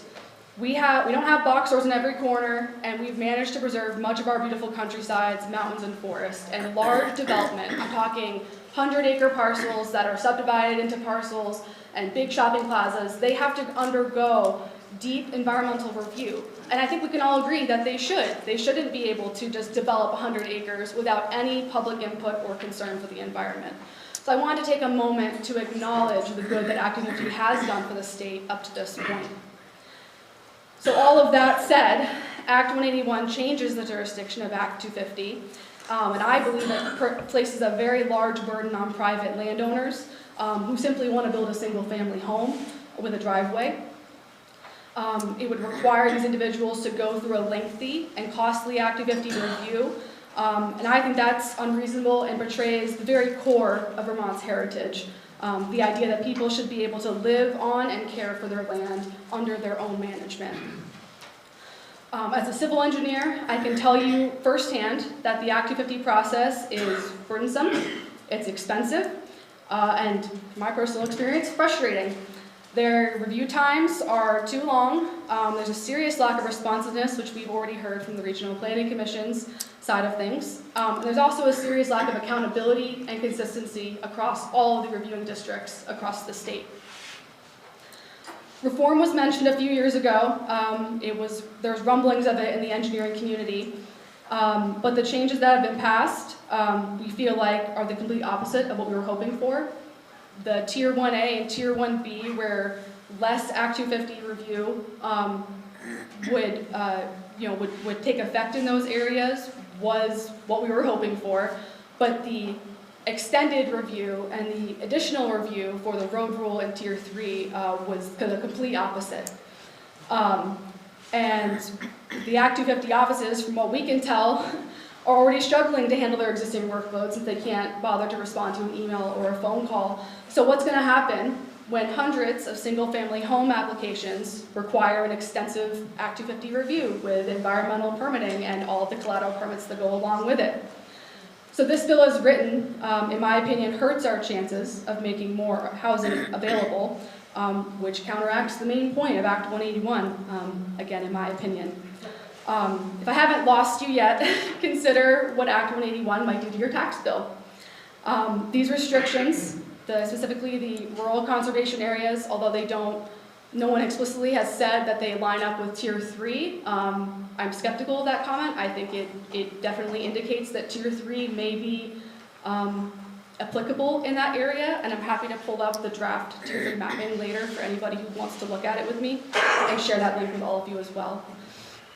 But those restrictions that are placed on those large rural parcels, if they have all these restrictions placed on them and they can't afford thousands of dollars in Act 250 review and engineering fees and delineations, that assessed value might drop, and that might shrink our grand list. And since all of our taxes pay directly for the education budget in the state, to maintain the same tax revenue, that burden's going to have to shift somewhere, and who do you think it's going to shift to? It's going to shift to the smaller properties and increasing taxes for homeowners. And I also want to put a tidbit out there as well, that outside investors that will be developing housing in the designated growth centers, they will get tax incentives, and this gap will again be covered by the middleman, the people who have been working in rural towns for decades. And those are just some of the real world consequences that I believe that Vermonters will be facing based on Act 181, specifically the road rule in Tier 3, and maybe possibly Act 59. I don't know as much about it as Michael, but I'm definitely going to pick your ear later about that. The other piece of this I wanted to talk about, other mission of Act 181, is to preserve sensitive natural resources. And I just found out last week about Act 59, so I will go over that piece of it. I think we covered that pretty well here tonight. The 30% of Vermont conserved by 2030 and the 50% of Vermont conserved by 2050. I just want to speak to a little bit more of it, but not much more. Like I said, on the face of it, it sounds like environmentalism. I really do think there's a tie between Act 59 and Act 181, and I haven't figured it out quite yet. But I think that we need to stay vigilant is the main piece of that, and I think staying on top of the Agency on Natural Resources and the VNRC will be really important to stay informed about that. Skipping over my Act 59 discussions, bear with me. I guess just kind of wrapping up back to Tier 3. I know we're talking about it could be repealed, but I think that's, again, just a reason to stay vigilant. I also want to speak to the environmental responsibility that these permits are founded on. And I want to be clear that your local farmer down the road who has a parcel up on a mountaintop and they want to build a road on their farm to get around their property, that's not the environment's enemy. Your neighbor who wants to clear part of their land that purchased and they pay taxes on a spot for their modest 3-bedroom home is not the environment's enemy. And I think we need to look at what the current Act 250 jurisdiction is and the triggers for those large developments like I was talking about. Those are the ones that need the rigorous Act 250 review. And I think that if we shift back to more local review, that could do us a lot of good. So some of the timelines I just want to hit. I'm wrapping up, I swear, Beth. There are real world consequences, like I said, and they're happening on a timeline. The road rule may be repealed. Again, stay vigilant. The comment closes, the public comment period closes for that April 30th, 2026, a couple of days from now. And then the road rule would take effect July 1st, 2026. And then the Tier 3 would become effective December 31st, 2026. And then June 2026, the Vermont Conservation Plan is due to be finalized. And that will be my next step after this meeting, is to be doing research on that conservation plan. So I guess what I want to wrap up with is a little bit more empowering for everybody. Politics in the world, money talks, but I really do believe voices like ours, everyone showing up, being engaged, that can speak louder and takes people, and I really appreciate everyone being here tonight. I want to offer anyone, as we wrap up, or maybe we take a recess and then we come back, to speak up and come ask questions. I truly believe there are no dumb questions, and chances are if you have a question, 3 other people have the same exact question. And as I offered, if you are unable to access the draft future land use maps, I could not get the Bennington County ones because they are not as easily accessible or printable. So I'm happy to pull those up, as well as the draft Tier 3 mapping. On the screen here, we can talk about it as a group or privately afterwards. Links to all of these things will be available on the Town of Winhall's website as well. Save Rural Vermont, that's why we're all here tonight. Make no mistake though, if they repeal part or all of Act 181, we need to remain vigilant, because once Rural Vermont is gone, it's going to be gone forever. So that's all I have to say. Thank you. We're just going to take a 15-minute break, and then we'll come back. Anybody can ask any questions of anybody, and then once we wrap up, you're welcome to hang out, network with people, look at maps, ask questions, and hopefully get you some more answers.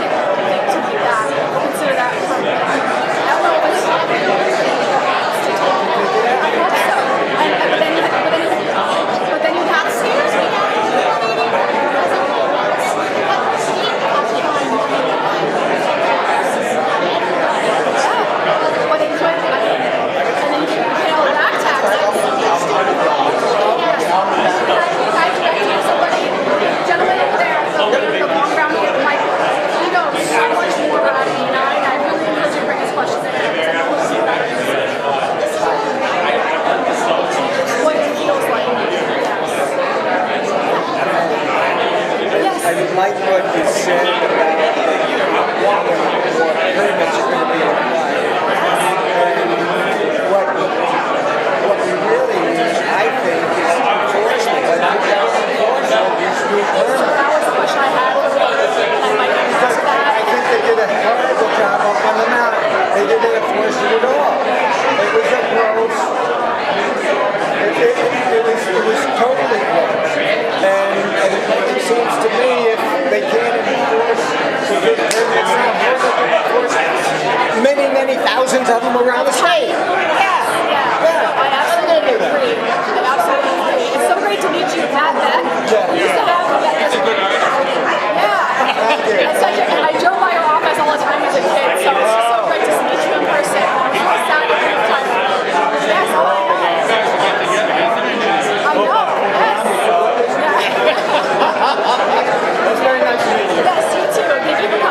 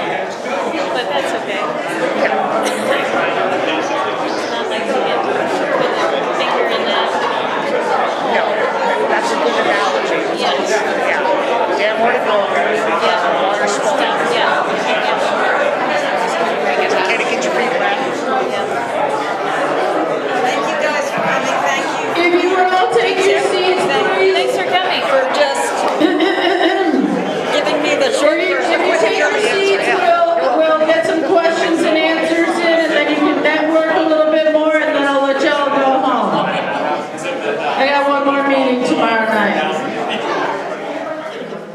I have to make it, four of the Beth, do you want to get the map up right now? Sure. I don't think we need to do mine. I don't know, I've been talking. I'm sending the legislative tier 3, or I have the future land use map for Bennington. Okay, so there's a chance he's won't get that?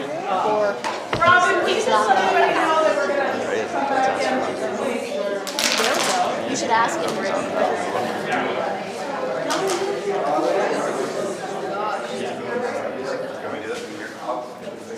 Elton, did you get enough to eat?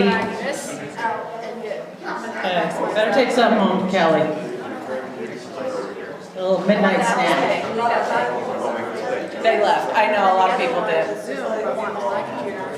Okay, so we'll,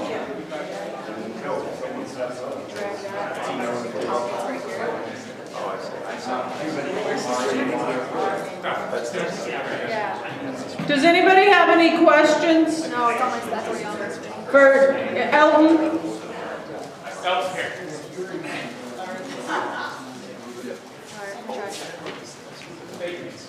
Elton Goldman. I was curious about the zone 1A and 1B, where those are designated with the city center designations. But with town planning, if a town comes up with a plan later on, 2 years down the road, and they want to change their historic village area and move to a safer place, would they then be able to go to Act 2 or go to The Land Use Review Board? there you go. And then say, hey, this is our town's got zoning, these are our plans, this is what we're doing, are you gonna stamp us a big circle and leave us alone? Or is that gonna be not gonna happen then, because you're gonna fall out of Act 250 regulation if the town has zoning? No, because it doesn't have anything to do with Act 250 jurisdiction outside of the Tier 1A areas, or the Tier 1B areas. And you can go to your regional planning commission, and they can change the regional planning commission, they can change the regional map, the future land use map, according to your new plan. So the answer is yes. You can definitely do that, and we encourage it because we know communities are going to need more time to sort of figure out just how large their centers want to be, how large they want the growth area around it to be, and when they want to maybe shift to get out of that flood hazard zone. So yes, that can happen. So it would, in Amendments. fact, change the Act 250 jurisdiction because you said zone 1A and zone 1B. Tier 1A and B. Tier. Yeah, Yeah. if you change those areas, yes, it would, yeah. But the rest of that map wouldn't change anything, Act 250 wise. Kevin, Bob? Kevin Bopp, resident of Stratton, Landover, Winhall. So, I'll stick on this line of thinking. If the town of Winhall or any other decided they don't need to get rid of the historical district, historical village, right? There could be an added new miles away. Yep. Implemented under the current provisions, like right now, of the town of Winhall plan, where they say, okay, 3 miles away we have some land with suitable soils. Would that fit into the smart growth plan and potentially be Tier 1B? It could be, yes, if it had suitable soils and if the planning commission, put some plans in place to consider that, yeah. So, yes. That's a really good question, and the key is, does the municipality have plans to do that? Yep. Is it reflected in the municipality's comprehensive plan on a map? And are they making any investments to make that possible? Do they have like a budget, a capital budget to show like, yep, this is how we're gonna make that happen? We actually have an example of that proposal in Windsor County right now that we're reviewing. where they've identified a site that's quite far away from their historic village center where they want to propose a new village area. And it's an issue because the town hasn't matured its planning to the point where it really has shown that that's a viable option that they want. And so the answer is yes, but there's got to be a demonstration that the municipality really wants to do it and has plans to do it. And in that case, there were more people than we have had at any of these meetings that showed up to say, we don't want that to happen. Right. So that the municipality has to show that its community is behind that plan. Anybody else? Anyone else have questions? I got a quick one.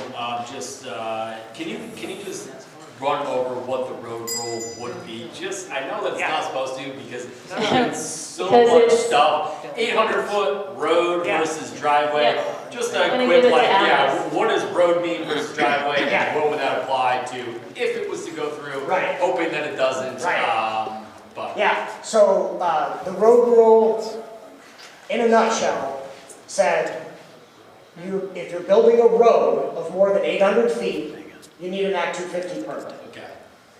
If you're building a driveway of more than 2,000 feet, you need an Act 250 permit. Okay, and road is defined as. The statute didn't define the difference between a road and a driveway. Okay, hence the confusion on Right. masses. So we wanted to do that, and that's where we published draft guidance to say we would like to say that a driveway serves 3 or fewer homes. You want to build 3 homes off of the shared access? We think that's a driveway. Act 250 doesn't trigger unless it's over 2,000 feet. Okay.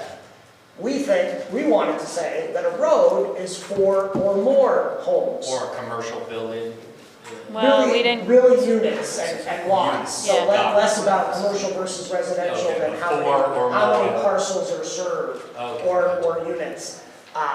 And we wanted to go further to say, hey, you have a house with an accessory apartment? Like, we're not going to count that accessory apartment as a separate unit. Like, you're not penalized for that. Everybody gets to do that. If you have a single unit home, you can build an accessory apartment above your garage or separate structure. So we're not going to count that in that 3 or 4. Barns and things like that. Those don't count either. And we wanted to say, you want to build a duplex on your property? So 2 units, but in 1 building, we're going to count that as just 1 unit for the purposes of this. Is it 3 or less, or is it 4 or more? So that was our draft guidance on the road rule to help people understand, like, why is it 800 versus 2,000? What's the difference? Yeah. That's the difference we were trying to define. And at the same time, we told the legislature, you got it wrong when you set July 1st as the deadline for when this becomes effective, because that's the middle of the road building season. And we can't have people that are halfway down a road not knowing whether the first part of the road is jurisdictional or the second half. So that just has to get moved. Yeah. All of this is now moved because the movement, which I think part of State Rural Vermont is part of, is moving legislators to repeal those 2 provisions. Yeah, But that's how it was designed by the statute and how we were trying to provide as much flexibility within the definition of a road and a driveway as possible. Yeah, when you I think if it had been presented, obviously you guys were writing the rules at the time, and when the pushback even started to happen, I think it all just kind of coalesced into a very tight timeline. Yeah. The rule being implemented, the rules being written, and the fear around said rules. But as that rule is now being portrayed to me, it's less draconian than what has been kind of put out there as 800-foot driveways, Act 250. Even the map that was put on the website kind of made it seem as if you were in this light gray area. You're going to have to get an Act 250 permit, which is scary to somebody that wants to build a house for my daughter on my acreage. Absolutely. Where you're like, really? I'm going to have to go through this to build my daughter a house or a cabin? Kind of crazy. So, nobody's fault, but just sort of the pieces all fell very rapidly. For sure. The time horizon was difficult, and honestly, the mapping that we put up to try to give Vermonters something tangible to look at and understand. it was ill-advised to show that 800-foot buffer area, because it wasn't that simple. It never was that simple. Yeah, I think it wasn't, it wasn't, except that there was no communication about this is the map and this is the rule that actually could apply to this area. It was just sort of people guessing at what was the map represented, which made things seem scarier and made pushback even more fierce. Absolutely, and I will own that. Like, I'm the mapping guy for the board. I wasn't trying to point fingers. No, I know you weren't, but I just want to say that we put those maps up to try to help people understand the potential impact. Yeah. And in doing that with that particular layer that showed those light gray areas, I think it did spark a lot of concern and fear without us telling the people that it was more complicated than that. Yeah. So that if you were in that area, you could, in theory, be subject to the 250 permit. In theory. If your driveway was longer than 2,000 feet, which is a much long, I mean, I have a very long driveway, so I know what a 2,000-foot driveway is. It's long. It's very long. To plow and maintain and all the rest of it, so. It wasn't trying to point the finger at you, I was just saying that all of it kind of came at one time. It was a perfect storm, I would say. Yeah. Beth, where am I going? Oh, sorry, we had somebody who was trying to get let into the Zoom, so I wanted to get them in. Anybody else have any questions? Kevin Bob? Yes, Kevin Bob again.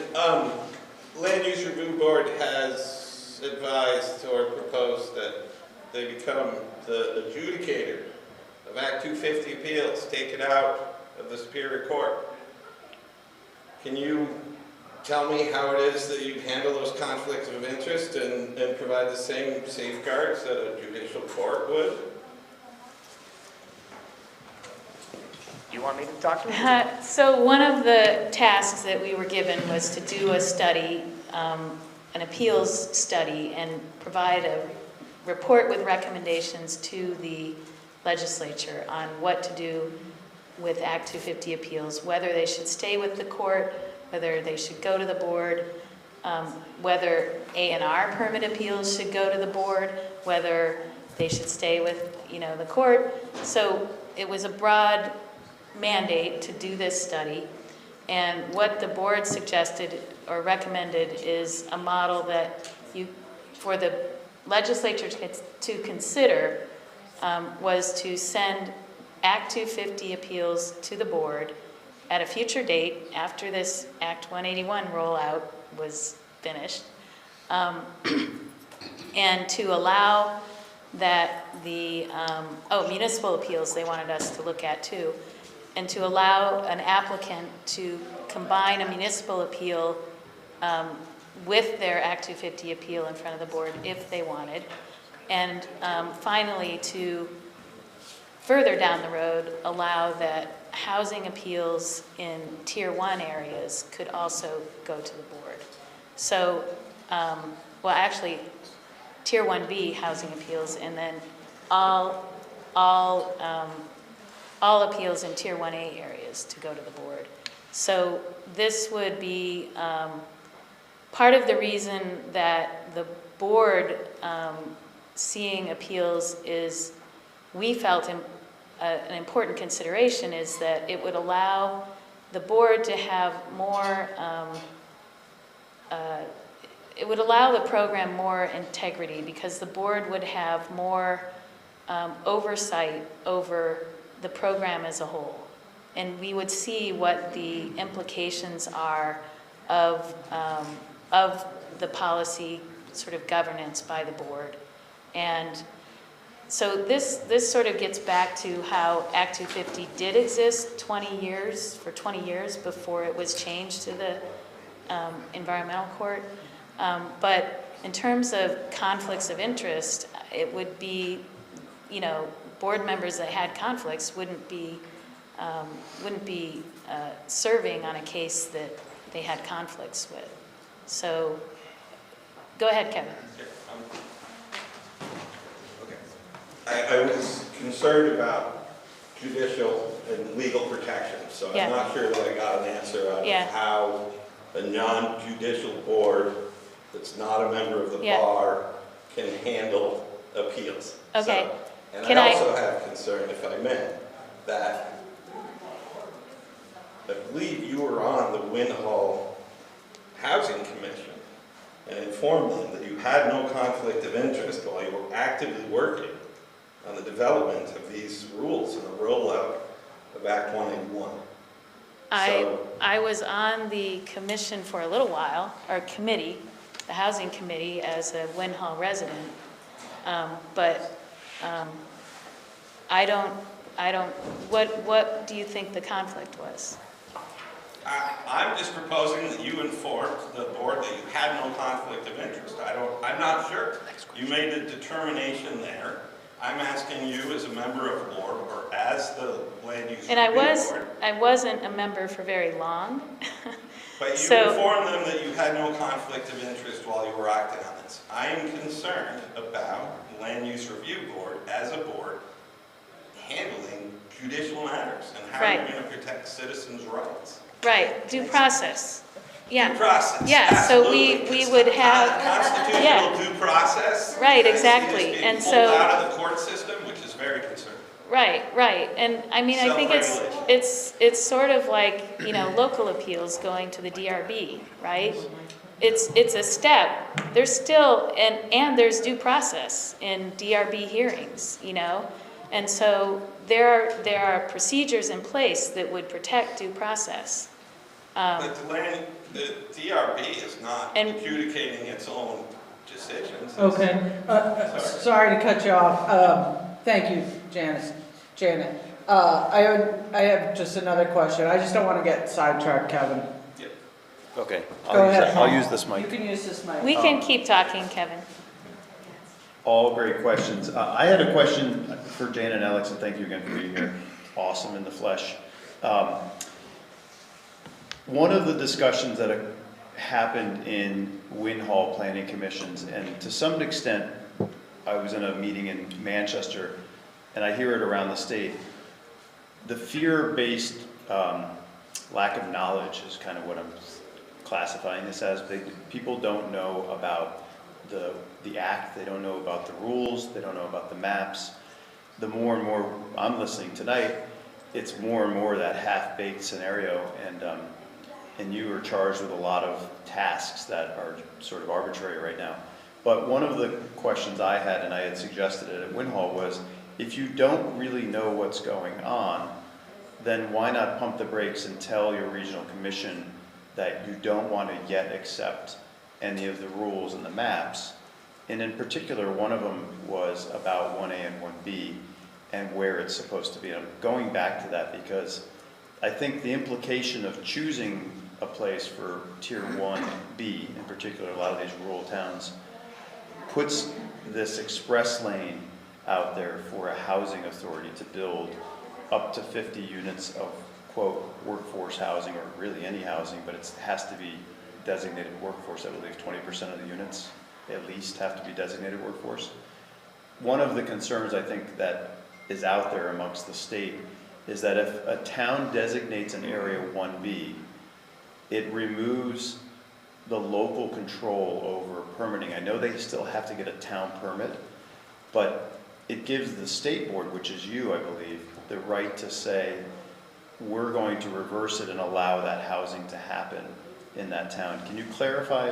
I'll give you, I've got firsthand experience with it right now going on, but where a DRB might say, we're denying this housing project in our town, but then it gets appealed where? And it's an Act 250 exempt project that gets jurisdictional opinion exemption. What protection does the town have for that project to actually happen?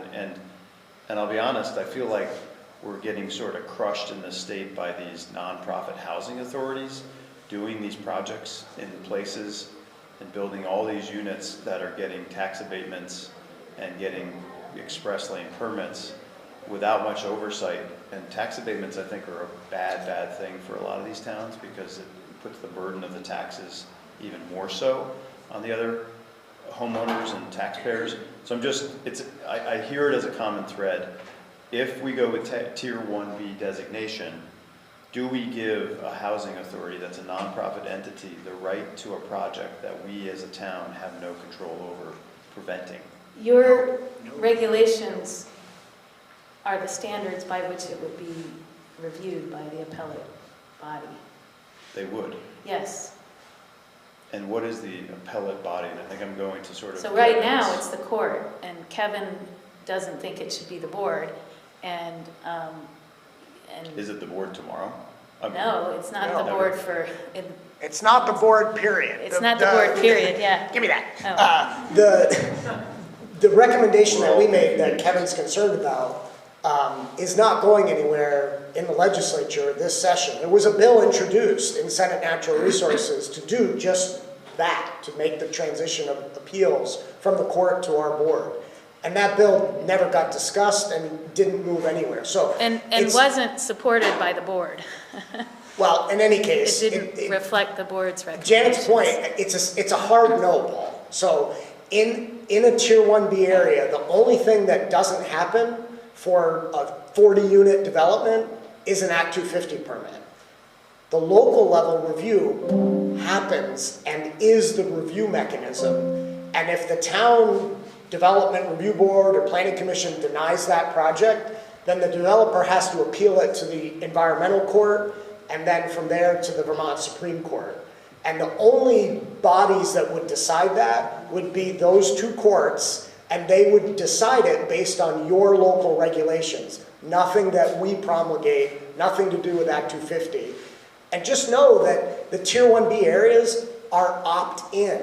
So if a community is worried that they actually would like there to be Act 250 review on top of their local level review to provide as much sort of due diligence for these projects that you're concerned about, that's their option. They can say, we don't want there to be Tier 1B. We want Act 250 to review these larger projects in our town along with our local board. So it's optional, and if it were granted Tier 1B, it flows from your regulations only. So I have a suggestion. So I don't really believe that the maps that are being designated with all these Tier 1A and 1B, I think it's 9,500 acres in total, plus or minus 1,000 in the whole state, are actually that's what we're being told is developable land with Act 250 exemption. But we're including these little villages and these towns that probably could never be developed. So it probably is more like 500 acres. But if you could include areas that have existing Act 250 permits, namely the Stratton development where the resort is, or I'll just put it out there, elephant in the room, there's a 60-acre parcel in the town of Manchester that the town owns that probably won't get an exemption for housing, even though that's where they want to put it, because it has a 1979 Act 250 permit. And unless I heard you incorrectly, you said any property that has an Act 250 permit on it wouldn't be exempt going forward. But there are so many properties in the state that would qualify, what I would think, for 1A and 1B that already have some failed Act 250 permit on it. So I'm just making a suggestion. I think those properties might be better fit. And in this particular town, the Stratton Corporation 1962 development is probably the best Tier 1A and 1B development site for workforce housing in any employer-based site in this town. And I think it's a historic village. It's over 60-something years old. It probably qualifies as historic. I'm just going to leave it So there. it is running late, Paul, but we can have more conversation about Tier 1A, which would confer exemption, and existing permits could be transferred over to the town.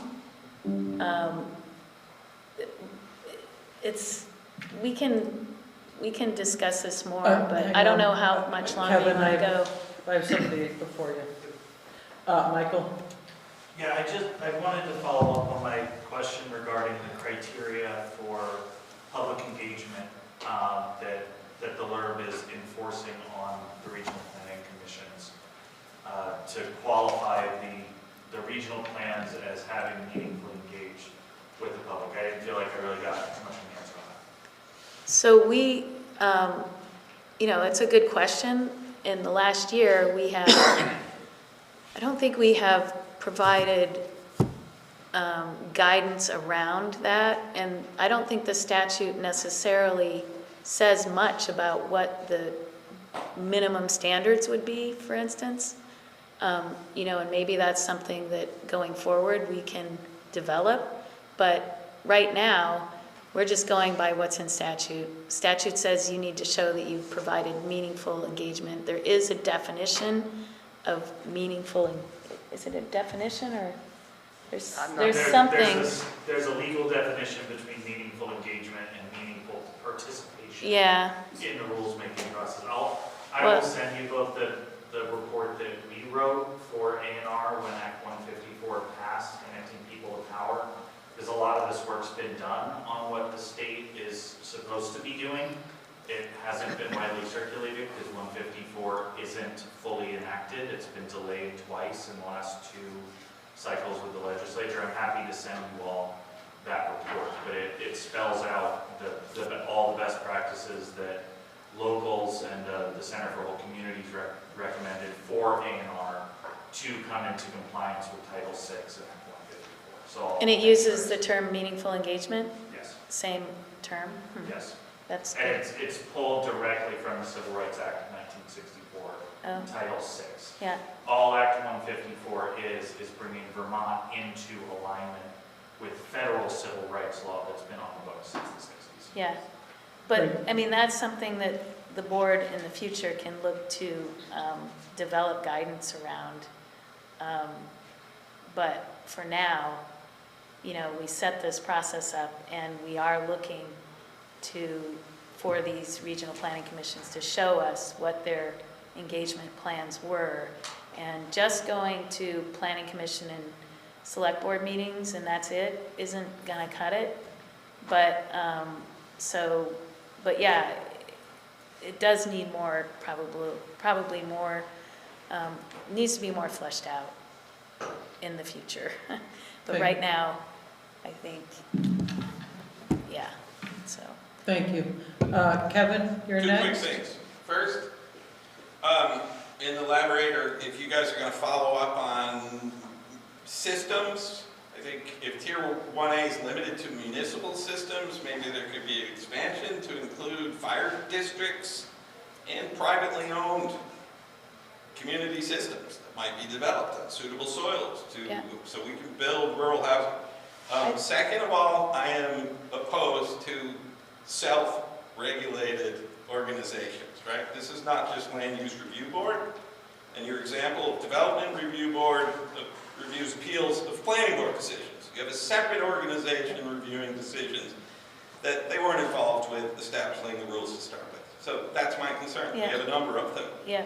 Yeah, and Kevin, I just want to tell you, I want to tell you personally, you are not the only one to have raised that objection. I understand that, and I also have my own qualms about our board reviewing appeals from staff that we ultimately supervise. It's an uncomfortable situation.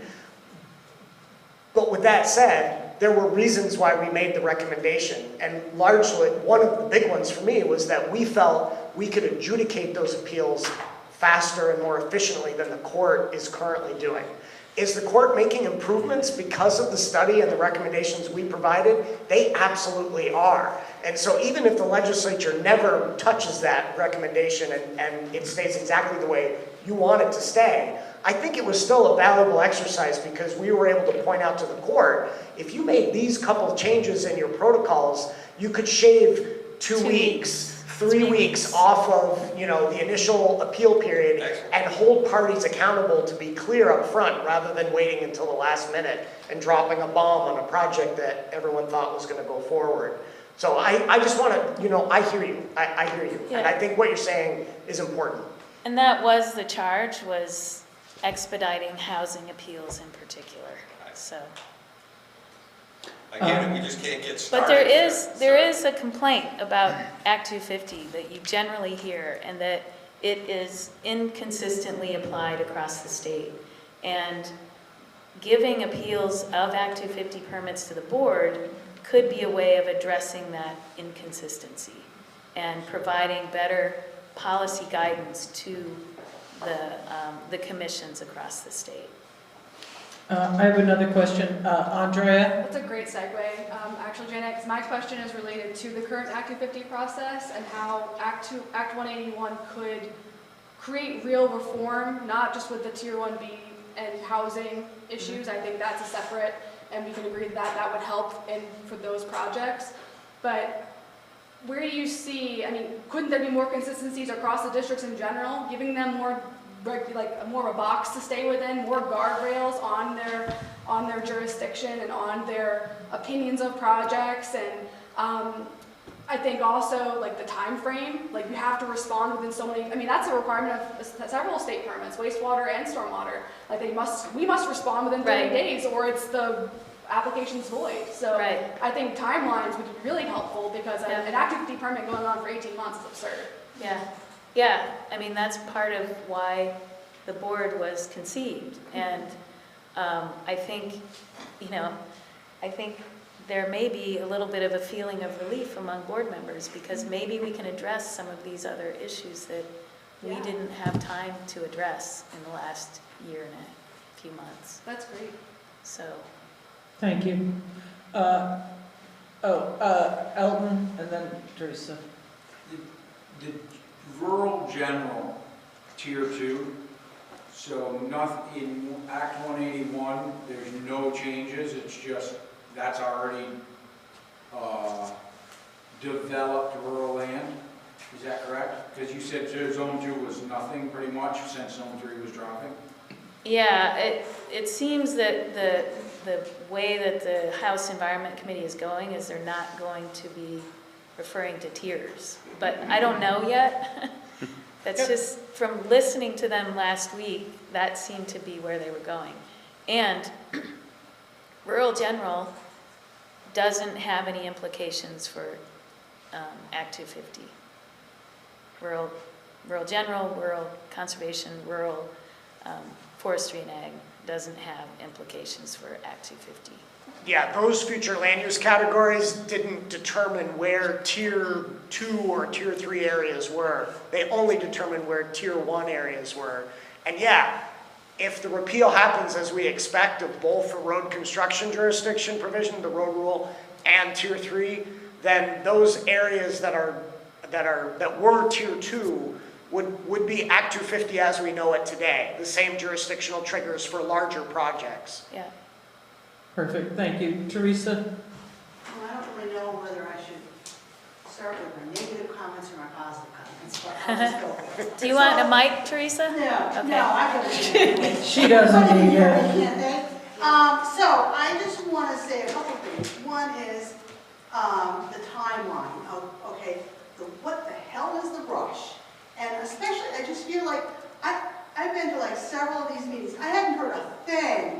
Well, it was a little bit, but not a thing publicly in this town until town meeting day of this year. And here we are, only 2 months away from the first step being enacted.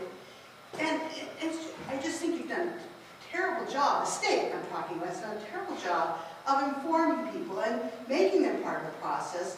And it's clear that it's a land grab. It's clear that it's a moneymaker on many levels, but not anything to do with people protecting their own property. So I'm really disappointed in all of that. I mean, if Act 250 now, the permitting process is so, outrageously extended, how in God's name are you going to be able to handle the influx of these new rules that you don't even have any explanation for, any boundaries for? I mean, I feel like you're kind of making rules up as you're going along. And as the alert board, I mean, maybe you're comfortable in your job just winging it, But, you got to think about, there are people that are really deeply impacted by this. I mean, fortunately, I'm not at this point, but tomorrow's a new day.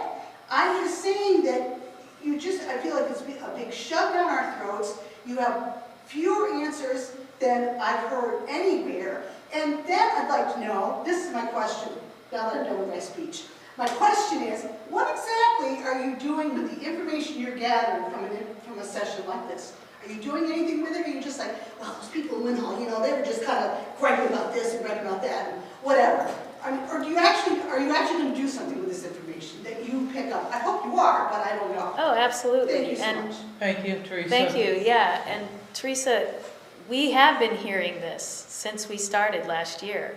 And we have been asking for extensions on these deadlines and these effective dates. And the legislature heard you loud and clear, and they do intend, I think it's very clear, they do intend to repeal those two aspects of Act 181. Yeah, but I thought, excuse me, I'm It's okay, Teresa, go ahead. I'm going to tell you, you know, you're repealing two parts. The two parts that maybe this group isn't happy with, but the whole thing is just a big mess. And I feel like it's a big mess that has no consequences. And you know, when you're kind of a self-governing board, I think. Are you self-appointed? No, you're not self-appointed, but might as well be. Governor. But there's just, I know that. But there just does not seem to be a good system of checks and balances for the people in the state of Vermont and the people that are making these decisions. And there is no rationale for a bill that supposedly started as a housing bill to assist with the housing, which is a whole other venue, and now it's morphed into something that is totally irrelevant. So, thank you, I'm sorry. Thank you, Teresa. No, it's important that you, I don't want you to go home tonight and have all this in your belly because, you know, poor Randy. Right, and they heard you. They heard you. Yeah, but can I speak to that? Yes. Teresa, Janet is saying they heard you, meaning the legislature. Yeah. I just want to tell you, I just heard you. Oh, yeah. So I'm on that board. I'm a regular person like you. And I hear you. I don't know about that. I hear you, and I've been hearing from Vermonters for months, and I have said, here's my phone number, here's my email, I am a bureaucrat, I will cop to that, but I'm also a person, and I will take your phone call, and I will hear you, and I will bring that feedback to our meetings to advise the board on where we need to do more. And all I wanted to say was, we need to do more. So I'm pledging to you that we will do a better job of informing Vermonters about our work going forward. I agree with you. We could have done a better job of getting the word out, and I pledge we will do that going forward. That's my pledge to you tonight. I just want to say one more little tiny piece, and that is the demographics in this state, specifically the younger population. You know, what do you think this is going to do to them? I mean, look around. I mean, thankfully, I see a lot of my kids' age kids here, but you know, they're going to lead it, and then you're going to have a state that is going to be full of people that, old people like us. That's right. And with land they can't do anything with anyway, and they're going to pass it down to their kids who won't be able to do a thing with it. I mean, the state may as well not even exist at that point. And I just think the state is in a tough spot when things I mean, I'm not even going to go down the education path. No, we're not. We're not going there. We're not. But Is Seth still here? But that's part of the whole thing with that is the demographics of the state. So when you start doing it with people's property, it's the same ball of wax. I'm sorry to say. Thank you, Teresa. And I have to say the reason I asked Alex to participate in our meeting tonight is because I was so impressed with him when we had a Zoom meeting with Wyndham Regional. We were at Tammy's, Audrey was there, Al was there. And again, he offered up his information and said he'd be available. He answered everybody's questions. I was extremely impressed. And that's why I reached out. So I believe when he says he will do his best, Teresa, and I know you'll follow up with it, we'll be good. Neil has a question online. Oh, we have a question online. Sorry, Neil, I don't know how long your hand's been raised. No, that's fine. I just wanted to respond to Teresa really quick. Hold on, Neil, we can barely hear Hold on, you. one second. I'm sorry, we have problems. Nope, it's gotta be over here. Sorry. Okay, Neil, go ahead. All right. Oh, hang on, Neil, we still can't hear you. I don't think the mic's on. Yeah, is the mic off? Hang on. Okay, there, we got you now. Sorry, Neil, I'm so sorry, start again. Okay, we'll try one more time. So I wanted to let Teresa know that the legislature intends to deal with these issues that she's concerned about. And the other thing I would say is, hopefully what's evident to Teresa is that when you are engaged, you kind of get the outcomes you want. So the LURB could do so much. The legislature has probably made a lot of mistakes in huge policy prescriptions that aren't quite ironed out, but it's also incumbent upon all of us to stay engaged. And the proof is in the pudding. As Rural Vermont had major issues with this bill, it changed. So it's not easy, I understand that. There's so much legislation passing through that state house, you can't keep tabs on it all. But we each have a responsibility to do what we've done this spring. And, you know, hopefully we can avoid throwing stones 2 years down the line in the future. Thank you, Neil. I have to apologize, we're not techies, and the Zoom and the volume we'll work on that for next time, we Computer only has promise. so many ports. Any other questions from the audience? Paul? One quick question. Is it relevant to say that if we're not really sure what we're doing, that maybe we put the horse back in the barn and the repeal of Tier 3 and the road rule is not enough? And maybe that it's, I mean, I think this is all very productive. And I think probably 99.9% of all Vermont, the people, Vermonters that live here, want to conserve the land for the right purposes. But I'm nervous about a law that goes into, it's really difficult to get a law out of law versus working on a law and drafting it and working, like keeping the board going. And maybe that, I don't even know how to do that, but do we encourage our legislative reps and senators to just repeal the whole thing this session and maybe take the next 2 years to continue to work on it with input from the communities? And I do think that, I mean, Janet can attest to this. How many times have we sat in meetings in Manchester where it's just the two of us and a board? It's sad that people don't show up.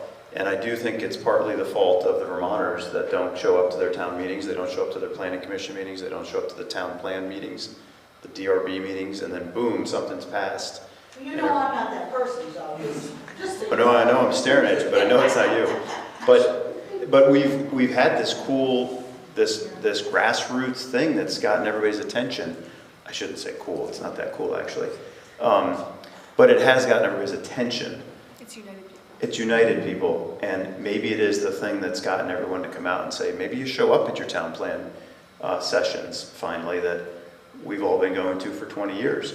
I'm not discounting all the hard work, I'm just saying it's really difficult to get a law out of whatever we call that chain, that vault, and undone.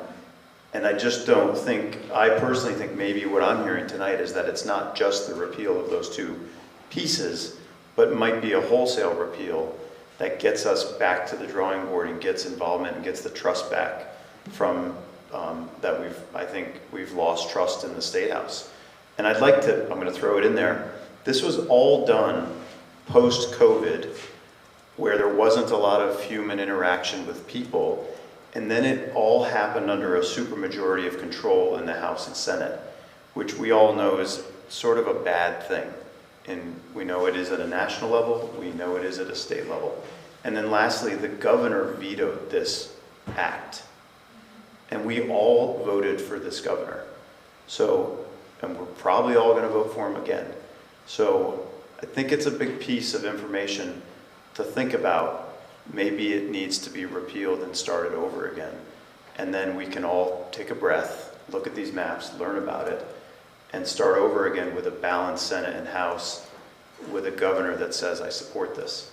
Right now, it's sort of I'm not sure who supports it, because it's gone through a supermajority of the House, written by Seth Bongartz, through the Senate supermajority, vetoed by the governor, and we're all dealing with this pile of you-know-what, in a time when no one showed up. So, Oh, hang on one second. Seth is on the Thank you, Paul. One second. I'm sorry? Yes. Yes, he's coming on, we're gonna get him right now. Seth, go ahead. Yep, you are absolutely able, you have the mic. Okay, so a few things about this.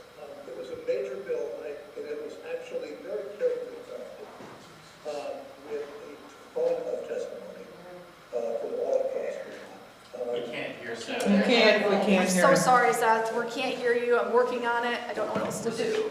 Was it better, Andrea, when we were near the Owl, owl? no, Is because that the not owl had to working? get unplugged because my computer's dying. Oh, That was the problem, but I will, you know what, hang in there, Seth, hold that. I'm gonna plug the owl back in and we're gonna go off 20%. Thank you very much for being here and hold on one moment. Okay. Oh, yeah, now we can hear him. Go ahead. Can you hear me? Yes. Yeah, so, I guess a few things. Number one, this has been a great meeting. And I've listened to every word said. And by the way, I thought, Neil, your comments at the beginning were really tempered and thoughtful, and I really appreciate that you made the effort to come as well. So the act, I actually think the act was very carefully put together, very carefully constructed. I think we made a mistake in having some of the timelines be too fast, and that sort of caused some of the angst. And then the board had a little bit more time, as you heard them talk about what the road rule might actually have looked like. It really was not perhaps going to be nearly as onerous as people thought. But it's also the case that anytime you do a bill of this magnitude, and they happen from time to time, there's always going to be need to tweak it. And I'm totally comfortable with eliminating the road rule and Tier 3. In part, not just because of the political pressure, but also because the people who have been raising issues actually have an issue. The way that it actually potentially landed on individual property owners is worrisome, and I get that. And so I'm actually not, I'm totally comfortable with the notion of having the road rule in Tier 3 go away. And I think that one of the most important parts of this bill is the fact of the board, because one of the issues with Act 250, in fact, I think a major issue, has been that it's been fairly rudderless for the last 30 years because we haven't had a board. We haven't had anybody overseeing the process, developing rules, and actually making it work effectively. And so I think that's a key part of this law that I think is very important, and I think it's one of the reasons that people are so worried about Act 250 is for some of those, is because it can take a long time, and because you can get different results in different parts of the state. There's not a uniformity, and that's one of the things that the board is there to really begin to make happen, and I think that will happen over time as the board really imposes some more order on the entirety of Act 250. I think the other thing that got lost in this, and I understand, by the way, of any bill I've ever seen passed in the legislature, no bill has had as much process built into this from public engagement as this did. It didn't translate as well as it should have, and I heard Alex make that point, but I also know how hard they've tried to do it. But we really tried to build in a lot of public process and a lot of public engagement in this piece of legislation. So I think that extending timelines the way we had on other parts of the bill will actually help with that as well. And the other thing about it is that it is really intended to really help us get better planning, but do it from the bottom up.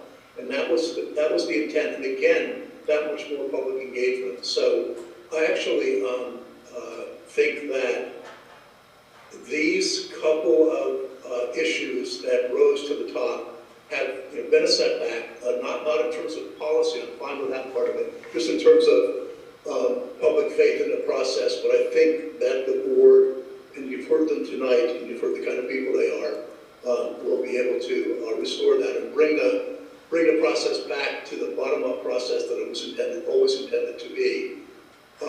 So I don't know. I think that's what I'll say about it.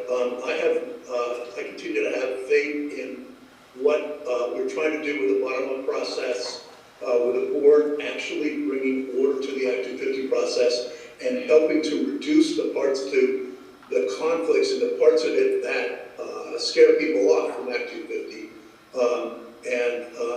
And it really was intended always to make it easier to build housing in places where we know that it makes sense to build housing. And it was never, ever intended to make it hard for somebody to break off a piece of land and give it to their kid and I. But I understand what happened. I understand the fear that emerged, and I totally get it. And but I think the majority of the construct is pretty good, and it's going to really benefit Vermont in the long run, and Vermonters in the long run, by having more bottom-up planning, and with the board there really trying to bring more order to the Act 250 process. So I'll leave it at that, but I'm happy to answer any questions if people have any. Great, thank you, Seth. Seth, could you define for me bottom-up planning?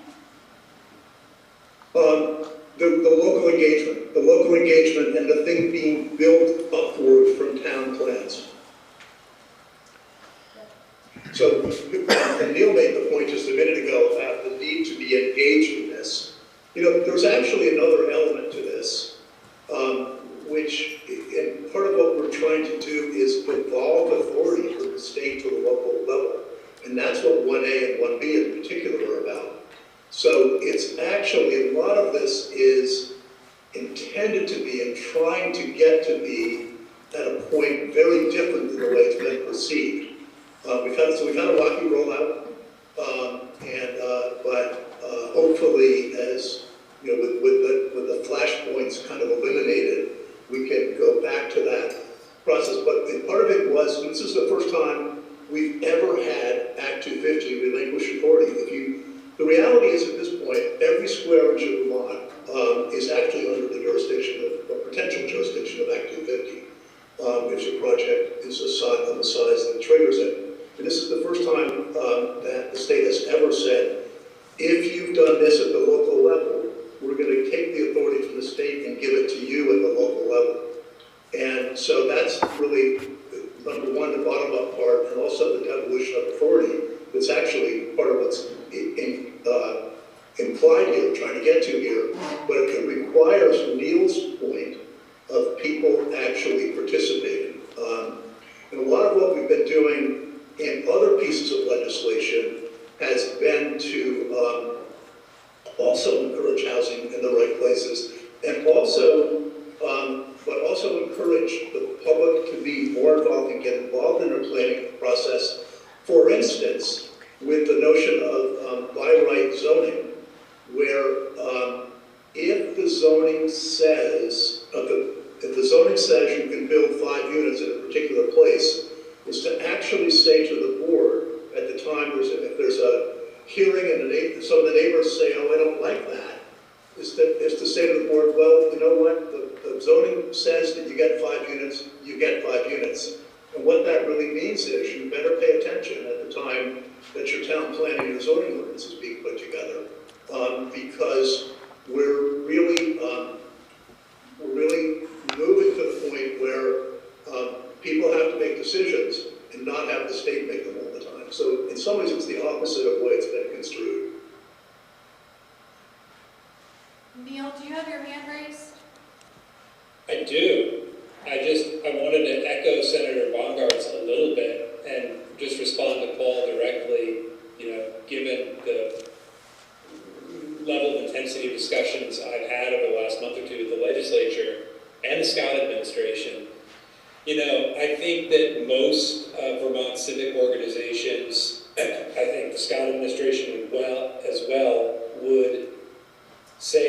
a hard-won victory to get what Senator Baumgart's just articulated, which is a step back from Act 250 jurisdiction for the first time in a very long time.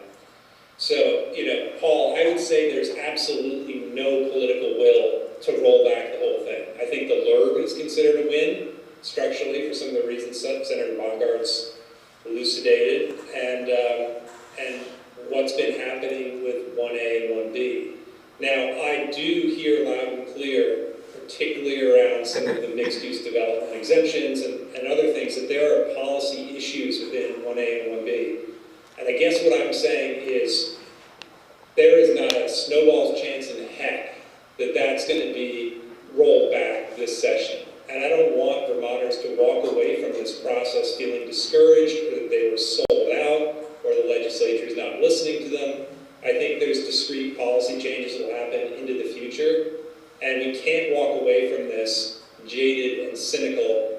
I think realistically, a huge change is pending.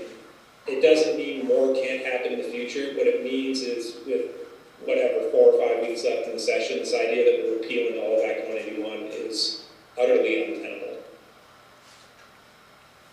Thank you, Neil. Anybody else have any questions, or are we good for tonight?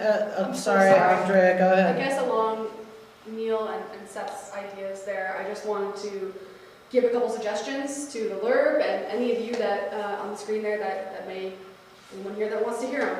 Sorry, I'm running low on brain fuel. 2 things that I've thought about intensively in my civil engineering career.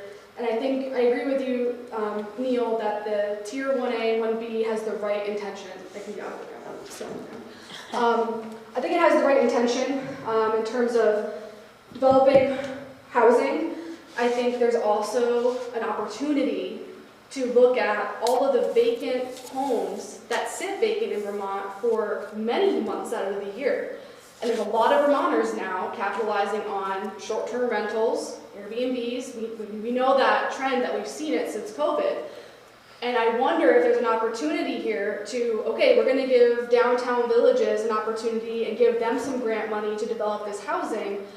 What if we enable homeowners who have these homes, either second homes that are vacant months out of the year, or someone who lives locally that has a second home that they rent, give them an opportunity, give them some grant money to make up the cost difference to then rent at an affordable rate to workforce housing. We already have the infrastructure, is what I'm trying to say. Look at half of Stratton. The lights are out, the mountain's closed, no one's there. Same thing with Killington in a few months. Why don't we capitalize on the houses that already exist instead of trying to build, more housing downtown villages? We have the whole flood rule that hasn't, Act 121 that hasn't been passed yet. We don't know the implications of that yet, but I just see those homes vacant. And the other piece I also want to mention, this is separate, I know the Tier 3 mapping is kind of irrelevant at this moment if Tier 3 gets revoked, but the Tier 3 mapping that's being done on desktops, no one in the field doing professional delineations, I have a serious concern with as an engineer, and I think that applying jurisdiction based on those maps is utterly unfair to homeowners and landowners. And I think, again, along the lines of incentive to do the right thing, if we're a state that says we are committed to protecting the environment, we should be giving homeowners grants. If we're going to force them to protect the headwaters, protect the river corridor, protect the wetlands, the state should pay for the delineations. If they're going to sit there on their desktop and say, well, that looks like a wetland based on the topography, but I don't really know, and the soils could be hydric, I don't know. Hire a wetland scientist to go out there, but don't put that burden on the homeowner. They didn't buy the land knowing it was a wetland at that time. Wetlands also change. It wasn't a wetland when they bought it, and now it is. So I think that's something to consider is, yes, give the housing breaks and grants to downtown villages, but also consider homeowners, private homeowners who have vacant homes, and give them an option to provide the housing, not just to people who can afford to come up and vacation here, which we love people vacationing here. We love them coming and spending money locally, but we also have the housing available. So that's all I wanted to say. Thank you. And I want to thank Janet and Alex and Neil for for speaking on to us tonight, and Paul and Andrea, and all of you for coming out. I'm sure, and Seth, thank you. I'm sure there'll be more for us to discover. But we have no problem staying together as our team and helping you be more informed and educated. So thank you very much. Thank you for moderating, Beth. Thank you.